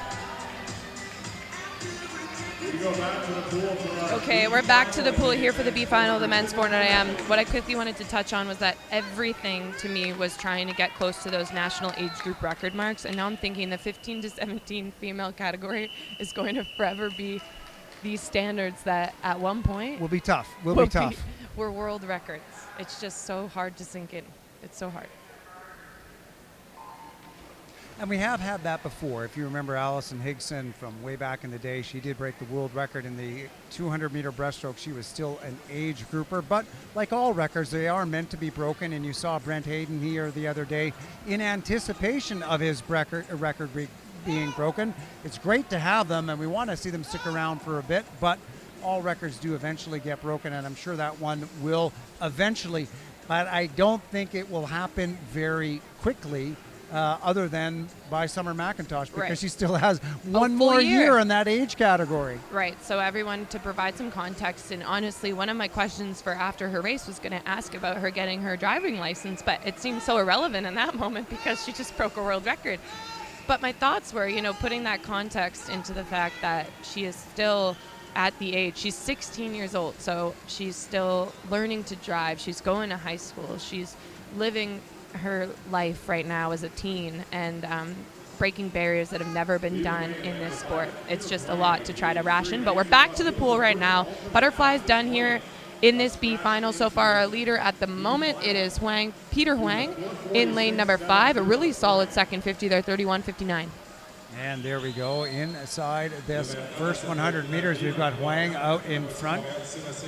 He was the first alternate bumped up into this B final, making the most of his opportunity that he's been given. 59.26 for that first 100 meters. This morning, he was 4:46.70. He was a bit back this morning, but makes his way up there. He's out 2 seconds faster in that first 100 than he did in the prelims, the swimmer from the Surrey Knights. In second, it is Matthew Serginius swimming in lane number 1. Serginius from Regina Optimus Dolphins, 4:41.32 this morning. Third is Charlie Scalenda. He's swimming in lane number 3. Scalenda representing University of Calgary Swim Club, but it's still Huang out in front in 5. Lane number 1, though, it is Serginius making his way up to the leader and into the lead at the 200 mark. Serginius turning in 2:09.87. And the swimmer from the Regina Optimus Dolphins, as we mentioned, he was 4:41.32 this morning. That 2:09.8, that is almost 4 seconds faster than he was in the prelims. Honestly, I think backstroke, I know I've said a lot about the breaststroke in the IM, but the backstroke, as much as it's, not the big lead change that you see in the breaststroke, the backstroke can be one of those that if you are willing to put the hammer down in the backstroke, you can get yourself way ahead in this field. The backstroke is often where people kind of take it more easily, relax, stay in a bit of a rhythm, and it was an absolute hammer down there for Matthew Serginius there in lane number 1 and really got after in the backstroke, and now he's really looking good. 39.50 on that first 50 of breaststroke, but the middle of the pool, Sebastian Gonzalez Barboza and Charlie Scalenda are trying to catch him. And they did at 38.0. That's a second and a half faster than Serginius in lane number 1. So we're going to see the middle of the pool start to close on Serginius here as they come to the 300. All of these swimmers now pointing to that mark, which should be pretty even between 1, 3, 4, and even 6. As we come to the 300, making it a battle of the freestyle. Gonzalez Barboza in lane number 4. I think he's gone just by Serginius now as he hits the 3/4 mark in lane number 4. 3:29.83, a good drop for him. As we get going on to the freestyle, that is, it's right where he was this morning. He's got a C time of 4:30.4, and he's going to need a lot on this freestyle to get down to that. Second, it is Serginius still in lane number 1, but right up there, Charlie Scalenda in 3, battling with Serginius. But Gonzalo Barboza is coming to the last wall, and he looks good on this freestyle.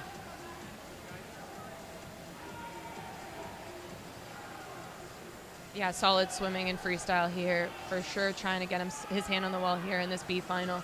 A great performance here. It was 4:00.02, a 30-point on that 350 turn, so trying to get under 30 to close out this race. It's going to be very close. He was 30.19, and as we said, swimmers are usually able to negative split that freestyle leg, so he could get a 29 out of himself and maybe crack that 4:30 mark. And just ever so close at 4:30.08. It's the best time by 0.4 of a second. Just missing the 4:30. He stands at 4:30.08. Second goes to lane number 3, Charlie Scalenda from the University of Calgary. And third goes out to lane number 6. Here in the B final, that's Kieran Watson from Markham.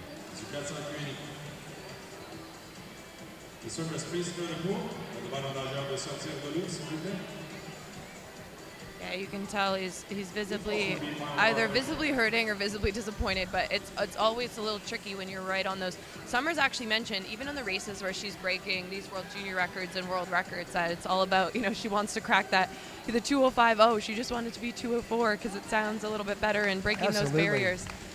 But it is great to see that no matter what level of this sport you're at, I think we all want those same things. And when you touch the wall and you see that 0.0, it stings a little bit, and it's hard to not be human in those moments. And I would hazard to guess it stings a little bit more in the 400-meter Right, individual right. because everything is stinging a little Honestly, bit more. I'm still thinking about my best time in the 800 free is an 820.0, and an 819 would sound real good right now, and this is almost 7 years later. So, yes, we don't forget those moments. So here we go, A finalists in the 400-meter individual medley. Brantford's Carter Sheppel swimming in lane number 9. Personal best this morning. Lane 0, Timothée Barbeau, Neptune Nation. He'll have the outside lane here in this A final. Jordi Vilches from Barrie is going to swim in lane number 8. He was 4:30.6 this morning. Lane number 1, Brody Young. He was 7th in the 200 IM earlier at these trials. From Fredericton, from fast swimming, Jacob Gallant. He is a U Sport champion in this event. Lane 2, Colin Gagne. He comes into this field with the fastest entry time, top 10 all time in this event for Canadians. Ilya Karoun swimming unattached. He was within a best, second of his best, but he's a 200 fly Canadian record holder. Lane 3, Benjamin Cote, Killarney Swim Club, a sophomore at the University of Florida. Lane 5 from the Point Claire Swim Club. Lane number 5, he jumped up after a scratch from the B final. That's Hugo Janvier from Point Claire. Lane 4, University of Calgary Swim Club, Lauren Wigington. Lane 4, Lauren Wigington, and we've talked about a phenomenal morning race here, but he'll have lane number 4 tonight. It looked well controlled and relaxed. The FINA A cut he'll be looking to get under sits at 4:17.48. Now this is one of those interesting opportunities, and we exactly saw it to a T in the 200 backstroke by Hugh McNeil, where there's a couple people across this board that have a potential to win this race and get themselves on that nomination roster for the World Championship. Eric Brown. Oh, Eric Brown's not swimming. There you go. No, I got all excited. He was a scratch. So Yep. sorry, everyone. I got so excited to talk about Eric Brown, but he is not going to be swimming this because he has a very busy schedule. Karoun, we have to expect, will be out very, very fast. He is the butterfly specialist, as you mentioned, the 200 fly. But it's Lauren Wigington here with a chance to make his first senior national team. And the standard to make, time of 4:17.48. Wigington this morning is your top seed. He was 4:19.47 in the prelims.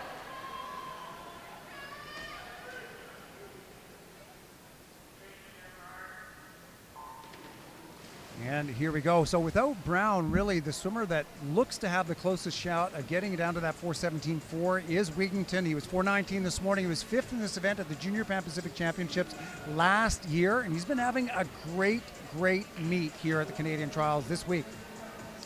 Right, and we expected Ilya to get out fast, but again, it's still one for the eyes when you see it happen. Ilya Karoun in lane number 6 is above almost a full body length ahead at the moment, 26.03 on that first 50. Out very quick, as you would expect from the Canadian record holder in the men's 200-meter butterfly, and he's the world's number 2 in the 200-meter butterfly, so he is using that strength to his advantage here, but very close. He's not that far off as Wigington in lane number 4, and look at him. He's up there, and he's a half step back, and only a half step back from the Canadian record holder in the 200 fly. Right, and Lauren Wigington honestly is one of my, visually just looking at this, who looks really great at this point, and what I would consider exciting for this backstroke was actually Lauren. He looked relaxed in that butterfly, still got in some good breaths into the wall. I talk a lot about oxygen because this is a long race, so you want to conserve as much as you possibly can. Lauren puts together, across the board, 4 solid strokes. And Wigington is looking good on this backstroke. He was somebody who put up a big negative split this morning. He was 34.0 in that first 50. So if he's just a little bit better, you know, he'll be setting himself up for a pretty fast 100 of backstroke. He's still a little behind Karoun. No, he's just ahead of Karoun now, 33.6. That's a good drop from this morning as he turns at 130.8. That's a full second faster than they were this morning. Right, and again, that standard we have to keep an eye out for is about 2 seconds faster than what he went this morning, so that's 4:17.48. He will still be able to be considered under that B standard, which is right around that 4:20.0 barrier, but again, went faster this morning. I'm confident he can do it again tonight, but this breaststroke is going to be a pretty good telltale sign. Colin Gagne coming up here in lane number 2. And Gagne, of course, he made the World Championships in this event last year from Canada. Wouldn't have the fastest swim of, he was 4:25.8 this morning, so he was a bit back. Wigington, 32.6 on that 50. A great backstroke, like 2:03.52. So he needs 2 seconds. He has already made up 1.3 for the first 200 meters. He needs a little bit less than that between left in this race, and he's looking pretty strong in this first 50 meters abreast. Right, and one thing we have to consider is, we just watched Summer McIntosh drop 15 seconds from her preliminary to her final.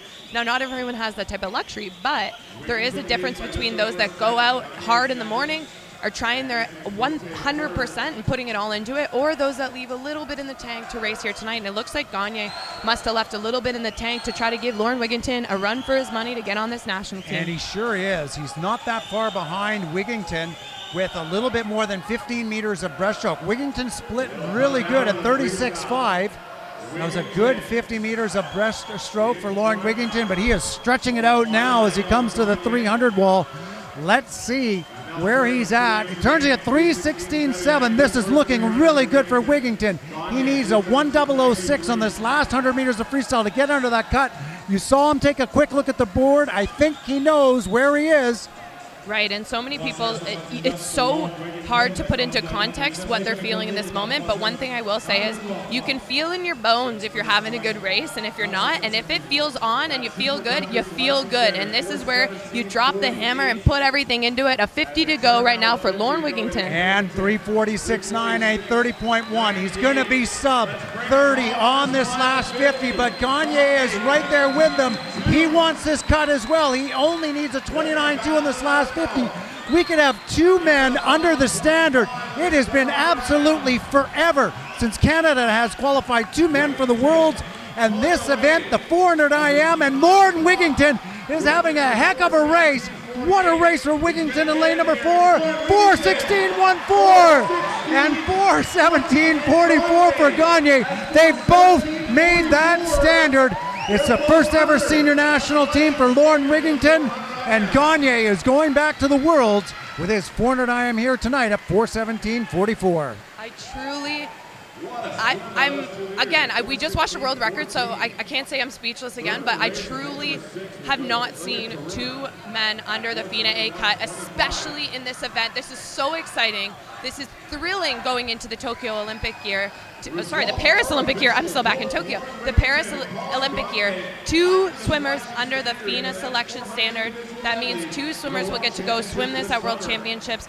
And this is really exciting to watch them battle back and forth that whole race. Then Colin Gagne not giving up. He could definitely tell he was not in first, and it would have been very easy for him to just kind of mentally escape that race. But he put the hammer down and got himself a spot. And I love watching those kind of races. It makes me proud to be a part of this sport and proud to be Canadian to see those two representing our country this summer. Well, and you can correct me if I'm wrong, but I think Gagne got in on a secondary cut last year in the 400 IM. So for him to go 4:17 here, get underneath that standard, and he was a ways back from this morning, but what a swim by your race winner, Lauren Wigginton, the youngster from University of Calgary Swim Club. You're going to get to chat to him in a moment's time with Brittany McLean, the winner of the 400 IM, Lauren Wigginton. Lauren Wigginton, our newest national champion in the men's 400 IM. I've said throughout these programs how hard this race is. What are you feeling right now? Tired. That one hurts a lot. It hurts a lot, but does it make all that training worth it? Yeah, it's like we've worked so hard the past year. It's a pretty good feeling to be kind of at this point in my life right now. So We'll let it sink in over time because I'm sure it's going to take a moment, but you are going to World Championships this summer to represent Team Canada. What does that mean to you? It means a lot. It's been a goal of mine for a really long time, and to have it come a lot sooner than I thought it would is I'm super happy right now. Well, we're all thrilled for you. You kept us going throughout that men's 400 race, and again, you watched a world record be broken right before you swam. What did that feel like, hearing this roar of the crowd? That was pretty cool. I mean, I was kind of hoping I could set a world record myself, follow that up, but maybe next time. Maybe next time. I love that attitude. Your national champion, Lauren Wigginton. Thank you.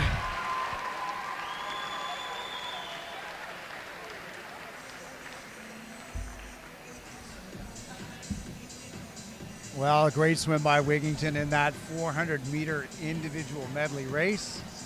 Great race tonight. We're not done yet. 3 more races to come. Up next, we've got the women's 150-meter para medley race.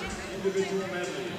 So prochaine finale, la finale du 150 poids nagers individuels féminin, para-féminin. And we're getting set to welcome out. We're getting right back into A finals, so we can't relax here at all. We got some big A finals coming up. So here we go, our first finalist out in the women's 150-meter individual medley para multi-class. Lane number 6 is Allie Van Wyck Smart. In lane 3, Nikki Enns. She's in the SM3 category. She's from Saskatoon Lasers. Lane number 5 is Hannah Burns from London Aquatics, 4th place in the 50 backstroke earlier this week. And having lane 4, Jordan Tucker, Royal City Aquatics. She's from Guelph, Ontario.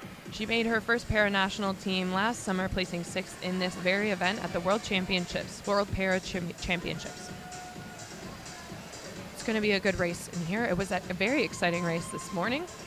I'm looking forward to it. These athletes are all within the classification of SM3 or SM4. And Tucker, who's the top seed in lane number 4, she took off more than 20 seconds this morning in this race. She got down to 3:46.5. She had a personal best of 4:09.0 coming into this meet, so a big drop for her. And that's all we can really ask with this sport, right? The continuous improvement, the continuing to change your own personal barriers and knock them down and expect more. It's really awesome to see. And here we're going to watch this 150 para women's IM.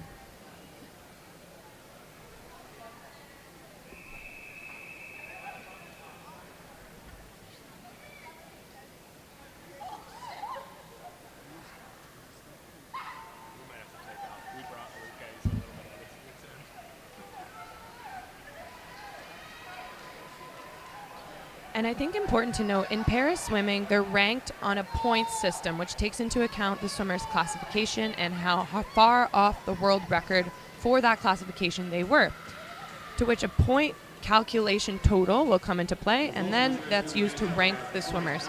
So again, they're in the lanes based on their times and solely their times. So the fastest time from this morning will be swimming in lane 4, then to 5, vice versa. But then we'll have to wait for each of the classifications to become official with those point calculations, and we'll have an official winner. So obviously the 150-meter individual medley, 50 meters short of the standard 200. No butterfly for these swimmers here as we start in the water on the backstroke leg. Here's lane number 4, Tucker, out in front. As we mentioned, she took off 20 full seconds from her seat time this morning, more than 20 seconds. She gets through the first 150 meters at 1:05.30. Followed by lane number 5. That's Hannah Burns from London Aquatics. She turns in 1:06.9, and then it is a 1:10.9 split for lane 3. That's Nikki Enns from the Lasers. And talk about never giving up on your dreams. Nikki Enns actually made her first Paralympic team in Tokyo, and she was 32 years of age at that point. So her career is just getting started. It doesn't matter what age you are. If you love this sport and you're willing to put in the work, you could be successful. She was also 4th at the World Championships in 50 back. So right now we see her, like I mentioned, in the para women's 150 medley. But she didn't start seriously swimming until 2017. And so just like the 400 IM, this event for these swimmers in this category, because of their level of disability in the pool, it takes almost the same amount of time. So it probably is equally demanding, if not more, on these swimmers, even though it's only 150 meters compared to the 400-meter individual medley that we just saw for the women and we just saw for the men. Yeah, right across the board. I think we're seeing, the toughest of the tough over the last 30, 40 minutes, and that's no different going into this last race here tonight. This is a really difficult, again, as you mentioned in the 400 IM on the able body side, you're hitting every stroke, every different muscle, and right now they're having to go from the back to the breast over to the freestyle. And it is on the longer end for the SM3 and SM categories. Now, one thing I do want to mention while you're probably wondering, the M is used for medley. So they're all categorized with an S categorization, and then they have the SM when it's a medley race, and then the SB when it's a breaststroke race. And that's based on the fact that their disabilities are different magnitudes of infraction based on the stroke that they're swimming. And so 2:47.96 is a split time for Tucker in lane number 4. She's out in front by about 8 seconds, a little bit less than Nikki Enns in lane number 3, and pretty close in 5 and 6 as we turn on our home stretch now onto the freestyle. And Tucker's going to have to go under a minute on this last 50 meters of freestyle if she wants to get down to that time that she put up this morning of 3:46.52. Jordan Tucker. You can see she's digging deep here. Hopefully she can hear the roar of the crowd. This crowd tonight was a new level. I think every night the expectation grows. Of course, tonight's world record, there was more people in the stands as it was almost an expectation that Summer might be able to come in and do this. So it's great to have some good fans in the stands. And here we go with Tucker in 4. Just a few meters left to go. She's going to be just over the time that she did this morning, but it was already a big drop here tonight. 3:50.52.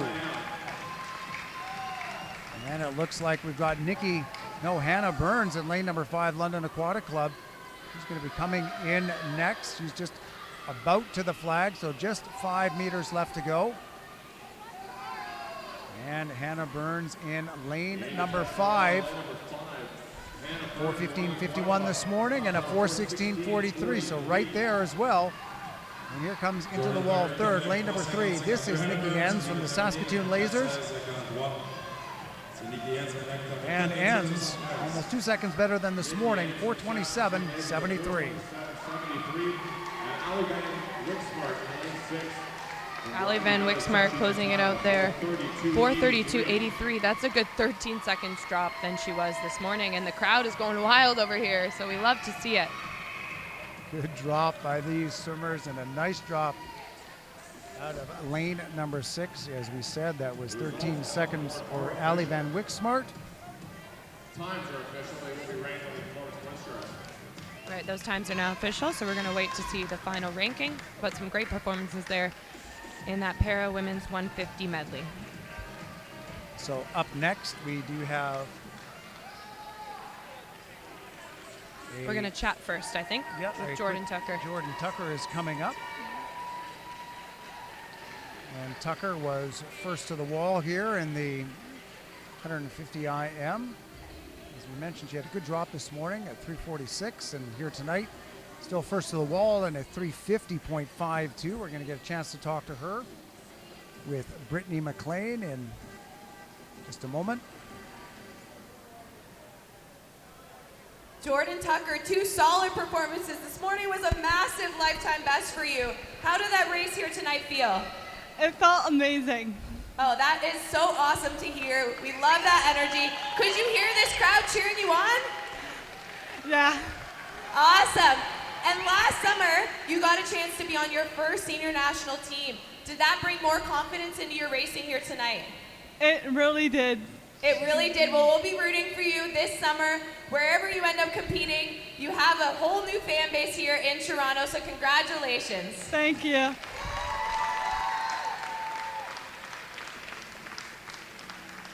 Well, that's great. Jordan Tucker really happy with their performances today. 2 big swims underneath.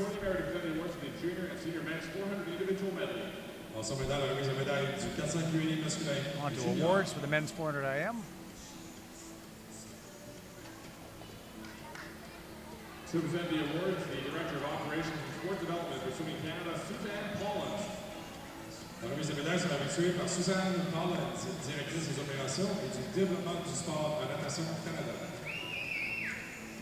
Your junior medalist, bronze medalist. La médaille de bronze. Barrie Trojans Club, Jordy Vilches.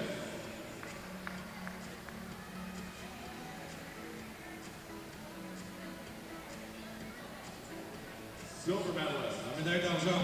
Ilya Karoun.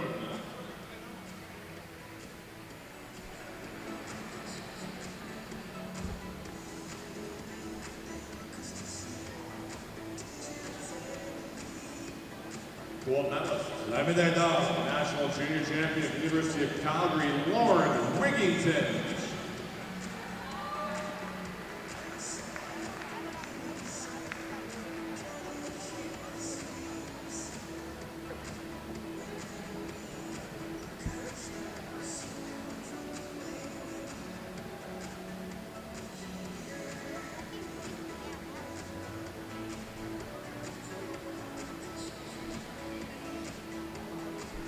Congratulations, swimmers. Félicitations, nos médaillés. We'll now present the awards for the men's 400 individual medley. On se met dans la présentation des médailles du 400 masculin. Suzanne Hollins to present the awards. La remise de médaille sera reçue par Suzanne Collins. Bronze medalist, Médaille de bronze. Ilya Karoun.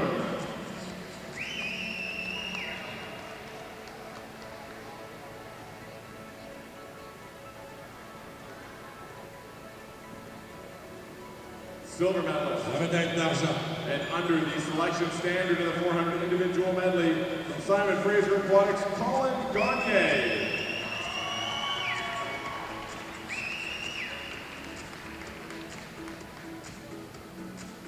Your gold medalist. La médaille d'or. National champion, and again under the selection standard in the men's 400 individual medley from the University of Calgary, Lauren Wigington.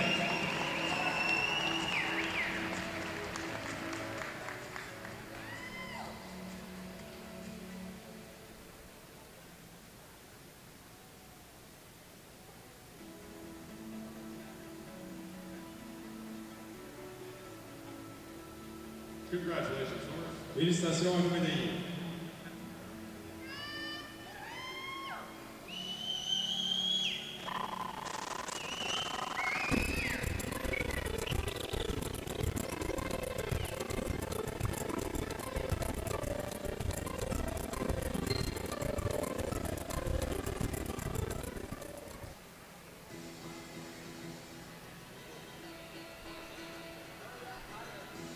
And we're back now for our final two races of the night. First up is the 200 individual medley for our women's pair of multi-class swimmers.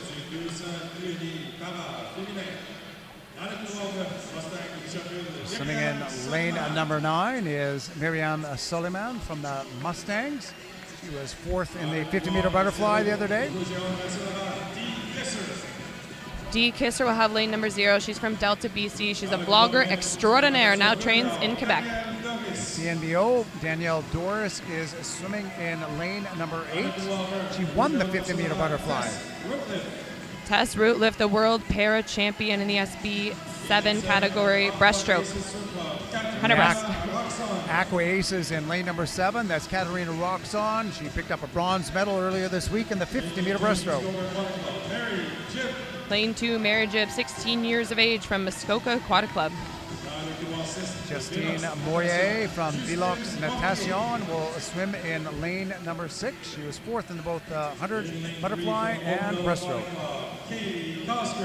Lane 3, Katie Cosgriff, Oakville Aquatic Club multi-class 100 fly champion earlier this week.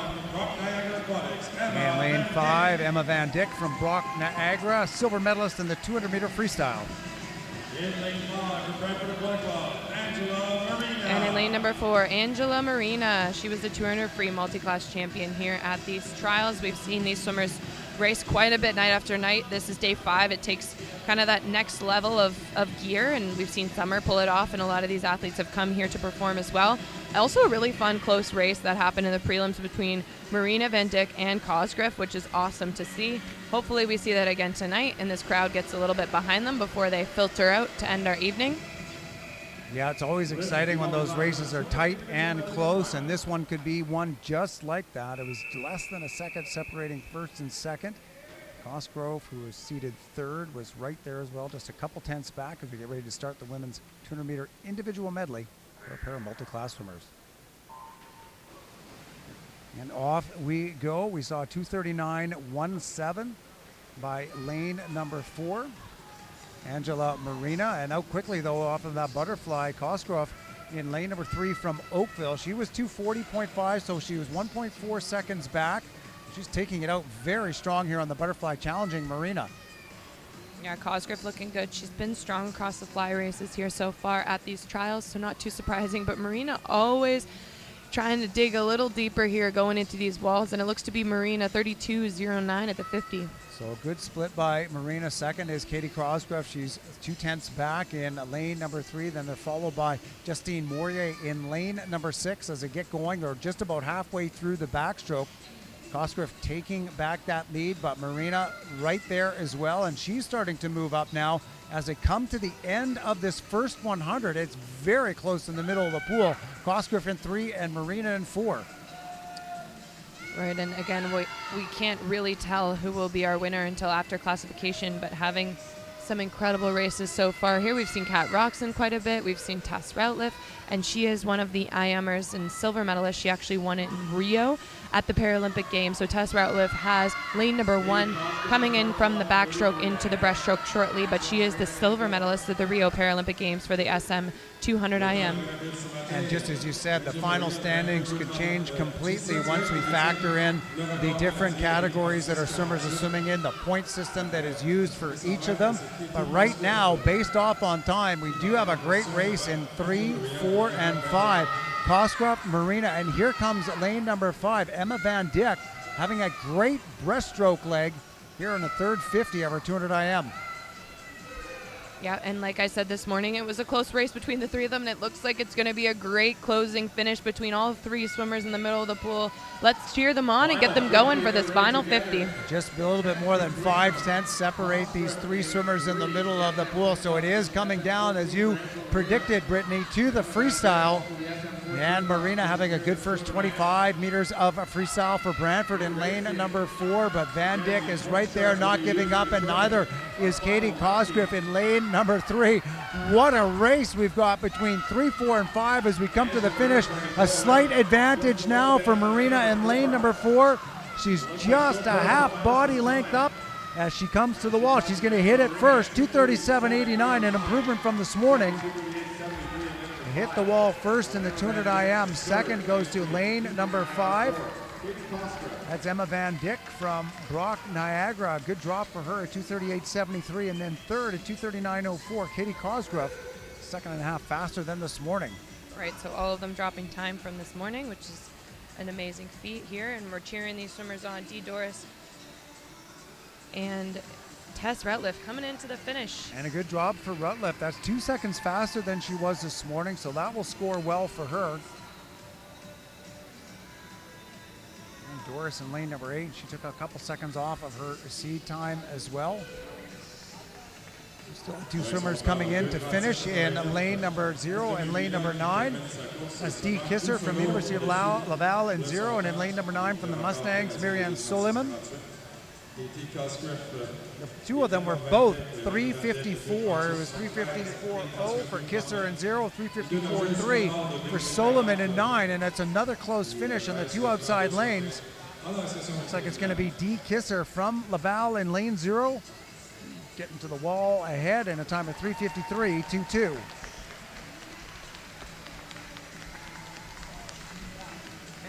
A great way to finish our women's program here tonight. We'll have to wait and see how those results are calculated to be ranked, and we'll see their podium coming up very shortly. First, we're going to talk to Katie Cosgrove to see what she thinks about that race.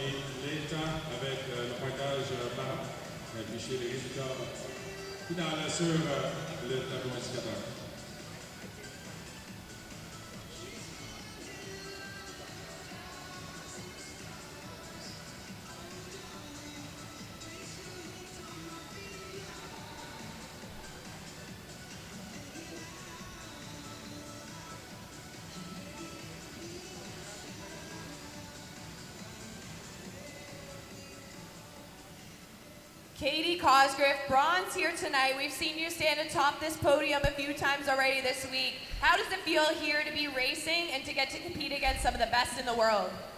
It's honestly pretty great. I haven't been training much in the past couple of months, so to be able to even stand on the podium is just such a great feeling. Awesome, and does this motivate you towards more as you work towards your future and trying to get on this national team? It definitely does. Like, this race especially has been a little bit one of my weaker races, so then seeing a 2-second drop since before this morning has been pretty great, and I'm really excited to be able to work a little bit harder. Awesome, well, we're cheering you on. Congratulations on your race here tonight, and best of luck moving forward. Thank you. Katie Cosgrove, everybody. So there we have it, Katie Cosgrove and the 200-meter individual medley. Next up, we've got the men. It's our final race of the night. It's our 200-meter IM for the multi-class para-swimmers. Well, let's meet our finalists in our last event of the night, the multi-class men's 200 individual medley final. Le gars maintenant finaliste 200 kg para masculin. À le couloir 1 débute Tyson Jacob. Tyson Jacob in lane 1. Felix Cowan. In lane number 7 is Felix Cowan. He was 4th in the 50-free earlier this week. In lane number 2, Zach Zona from Waterford, Ontario, now trains in Quebec. He's a 2020 Paralympian in the 400 free. Lane number 6, Hunter Hellberg from the Fort McMurray Swim Club. He was 4th in the 200-meter freestyle. Best time by a second this morning. Caleb Arndt in lane number 3, personal best in prelims by a whole second this morning. From the Steadward Bears in lane number 5, Connor Bissett out of Edmonton. The best time this morning by 2 seconds.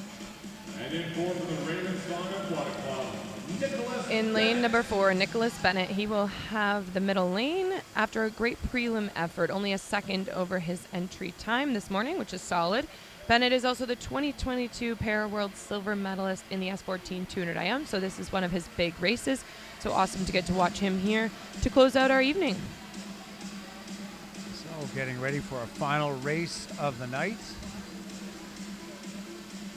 Nick Bennett, as you mentioned, he had a great swim this morning. He was down at 2:10.6.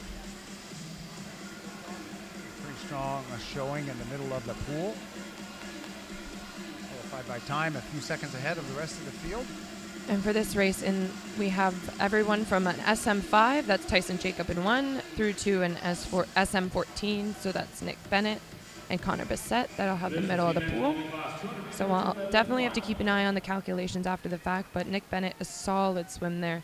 Has lane number 4 tonight. 2:10.63 was his entry time this morning. And here we go now, final of the men's 200 IM for our para multi-class swimmers. Good start, Bennett. A good start just like he's had in those freestyle races in lane number 4. Often moving pretty quick through the first 25 meters of butterfly. Hunter Bissett beside him in lane number 5, sitting up there as well. Lane number 6, Hunter Hellberg from Fort McMurray, also doing a great job. You'll see his coach and assistant there be able to tap him, letting him know he's got 5 meters left to go in the butterfly. Right, and we spoke about the S, the SM, and the SB, but I did want to quickly go over the different numbers. So S1 through 10, which includes SB1 through SB9, and then SM1 through SM10, those are all physical impairments. So they're evaluated based on the impact of their impairments to each stroke swimming. There are different demands on breaststroke, so often their S and the SB classes may differ. From S11 through S13, it is a vision impairment, and that's when we see those long poles that are able to tap the swimmers so they know how far they have to go into the wall. And then S14 are intellectual impairments. And then, like I said, in this race, we have 2 of those S14 categories. So 103.0 for the split time for Bennett. Looks pretty strong as we move on to the breaststroke leg. Connor Bissett is turning second in lane number 5, and third, and it's Caleb Arndt now. Arndt swimming for Newmarket in lane number 3. He was 2:34.65 this morning. As we come to the last wall for your race leader, Nick Bennett. Having a pretty good go at this 200 IM. Yeah, we know he has a strong freestyle, so we're going to have to keep an eye. 140.11. He's going to break the 210 mark, which would be better than he did this morning. You saw him down at 154, 155 before in the 200-meter freestyle. Very strong swim. that record wants to get 209.61. Well, it's his own record, 209.61, that he's shooting for, and he should be able to get down to that time as we come to the finish. It's going to be Nick Bennett, Ravensong Aquatics in lane number 4. 2:10.71, a great swim, just a little bit over that record, a little bit over the time he did this morning. A solid swim, a 2:10.71 for Bennett. And Nick Bennett's been solid across the board with prelim swims and final swims. Very fast in the morning, which is great race experience for the international level. Here comes Connor Bissett in lane number 5, 2:30.5. 4-3 for the Steadward Bears. And in for third in lane number 3, 2:34.84. It's Caleb Arndt from Newmarket.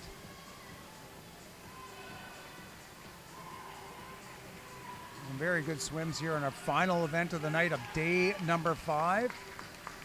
It's been a great night of swimming all night long. It really has, and we're keeping eyes right now on Tyson Jacob. He's finishing up his breaststroke leg, getting ready to turn over to the freestyle. Has about 5 meters into the wall. And Tyson Jacob in the SM5 category. He swam 4:14.36 this morning. As he turns onto the freestyle, it's 35 meters left to go for him.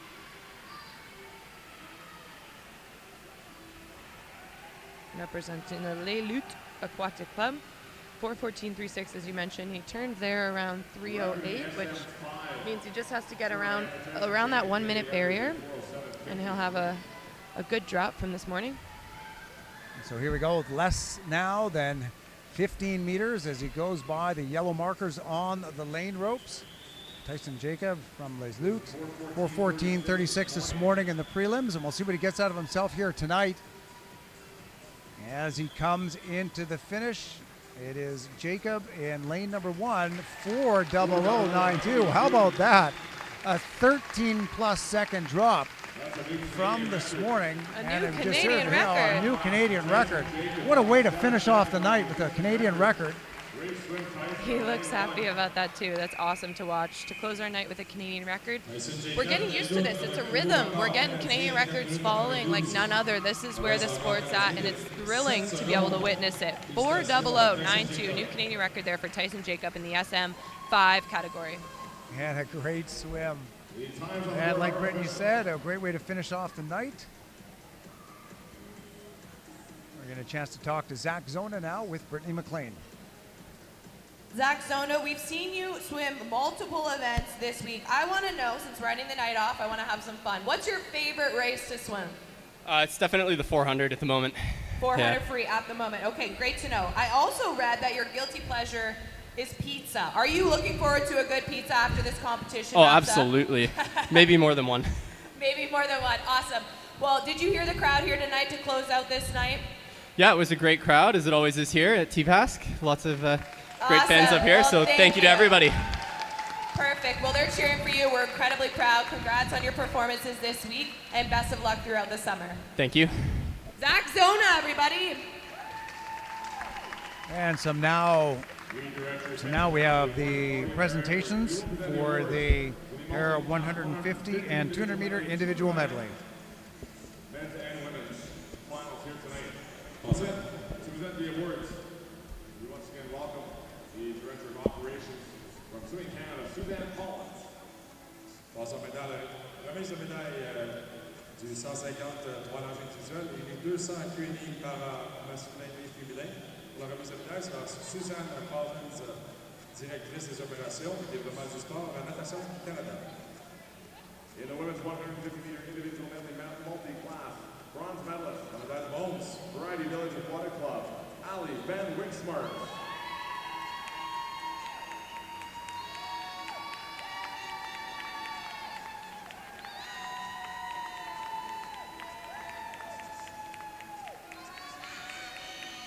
Silver medalist, la médaille d'argent, Saskatoon Lasers, Nikki N.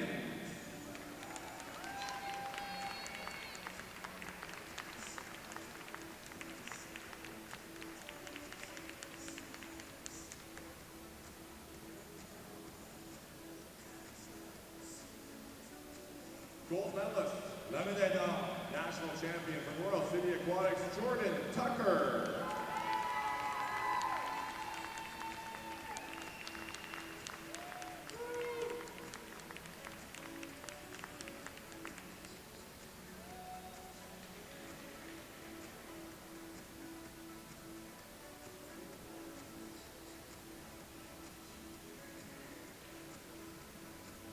Congratulations, swimmers. Félicitations à nos médaillés.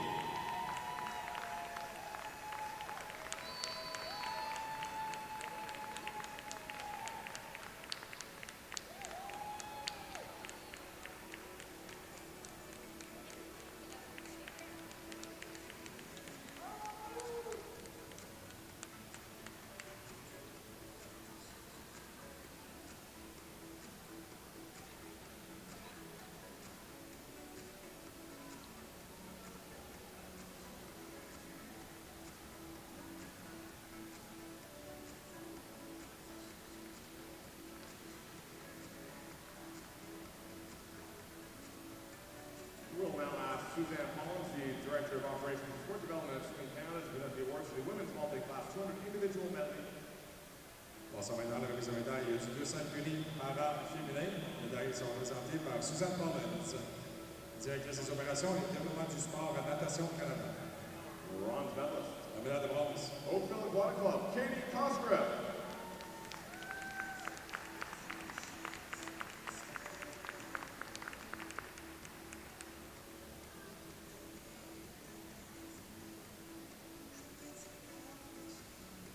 Silver medalist. La médaille d'argent, présentation bleue et or, Daniel Norris.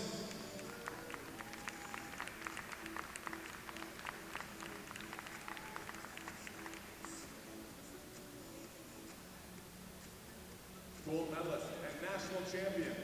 Du rouge et or, personne navale, la médaille d'or, Tess Brooklyn.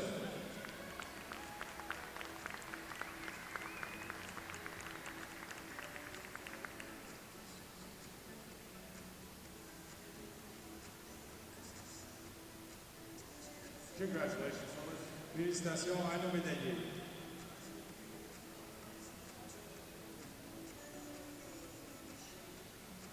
We will now present the awards for the men's multi-class 200 individual medleys. Passons maintenant à la remise de médaille du 200 curie para-masculin. And one more time, we'll ask Suzanne Collins, Director of Operations and Sport Development at Swimming Canada, to present the award. Bronze medalist. La médaille de bronze. From the Stedford Bears Para Swim Team, Connor Bissett.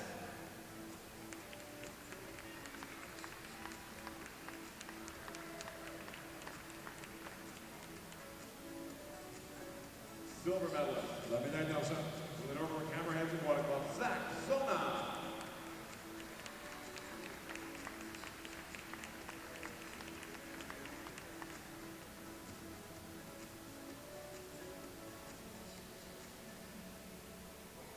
Gold medalist. La médaille d'or. National champion for the Ravensong Aquatic Club, Nicholas Bennett.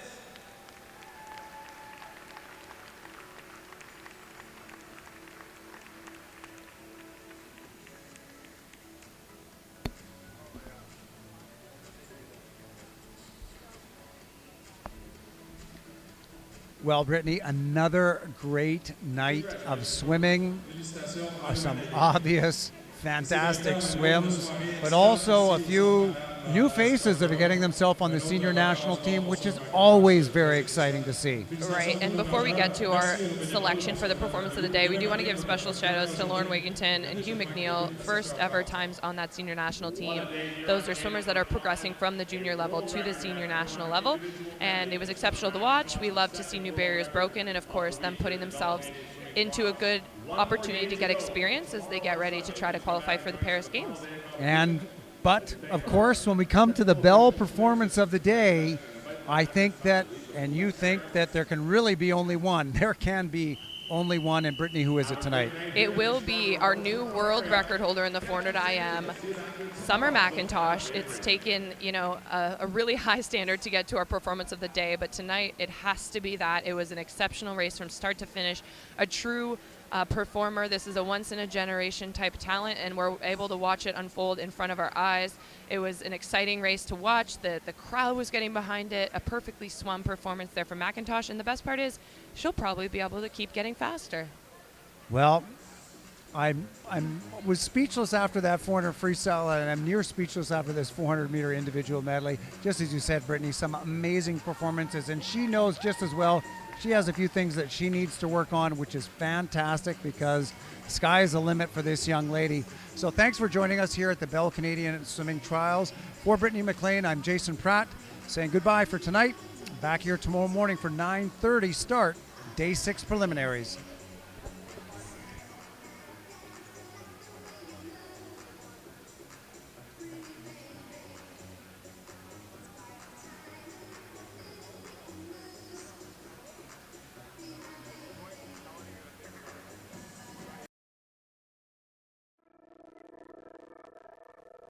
Swimming Canada would like to thank our partners.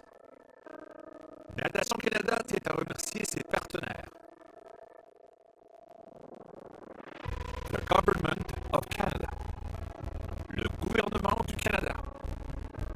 Speedo, your trusted swim partner from your first splash through every stroke. Speedo, votre partenaire de natation confiance, de votre premier saut dans l'eau à chaque traction.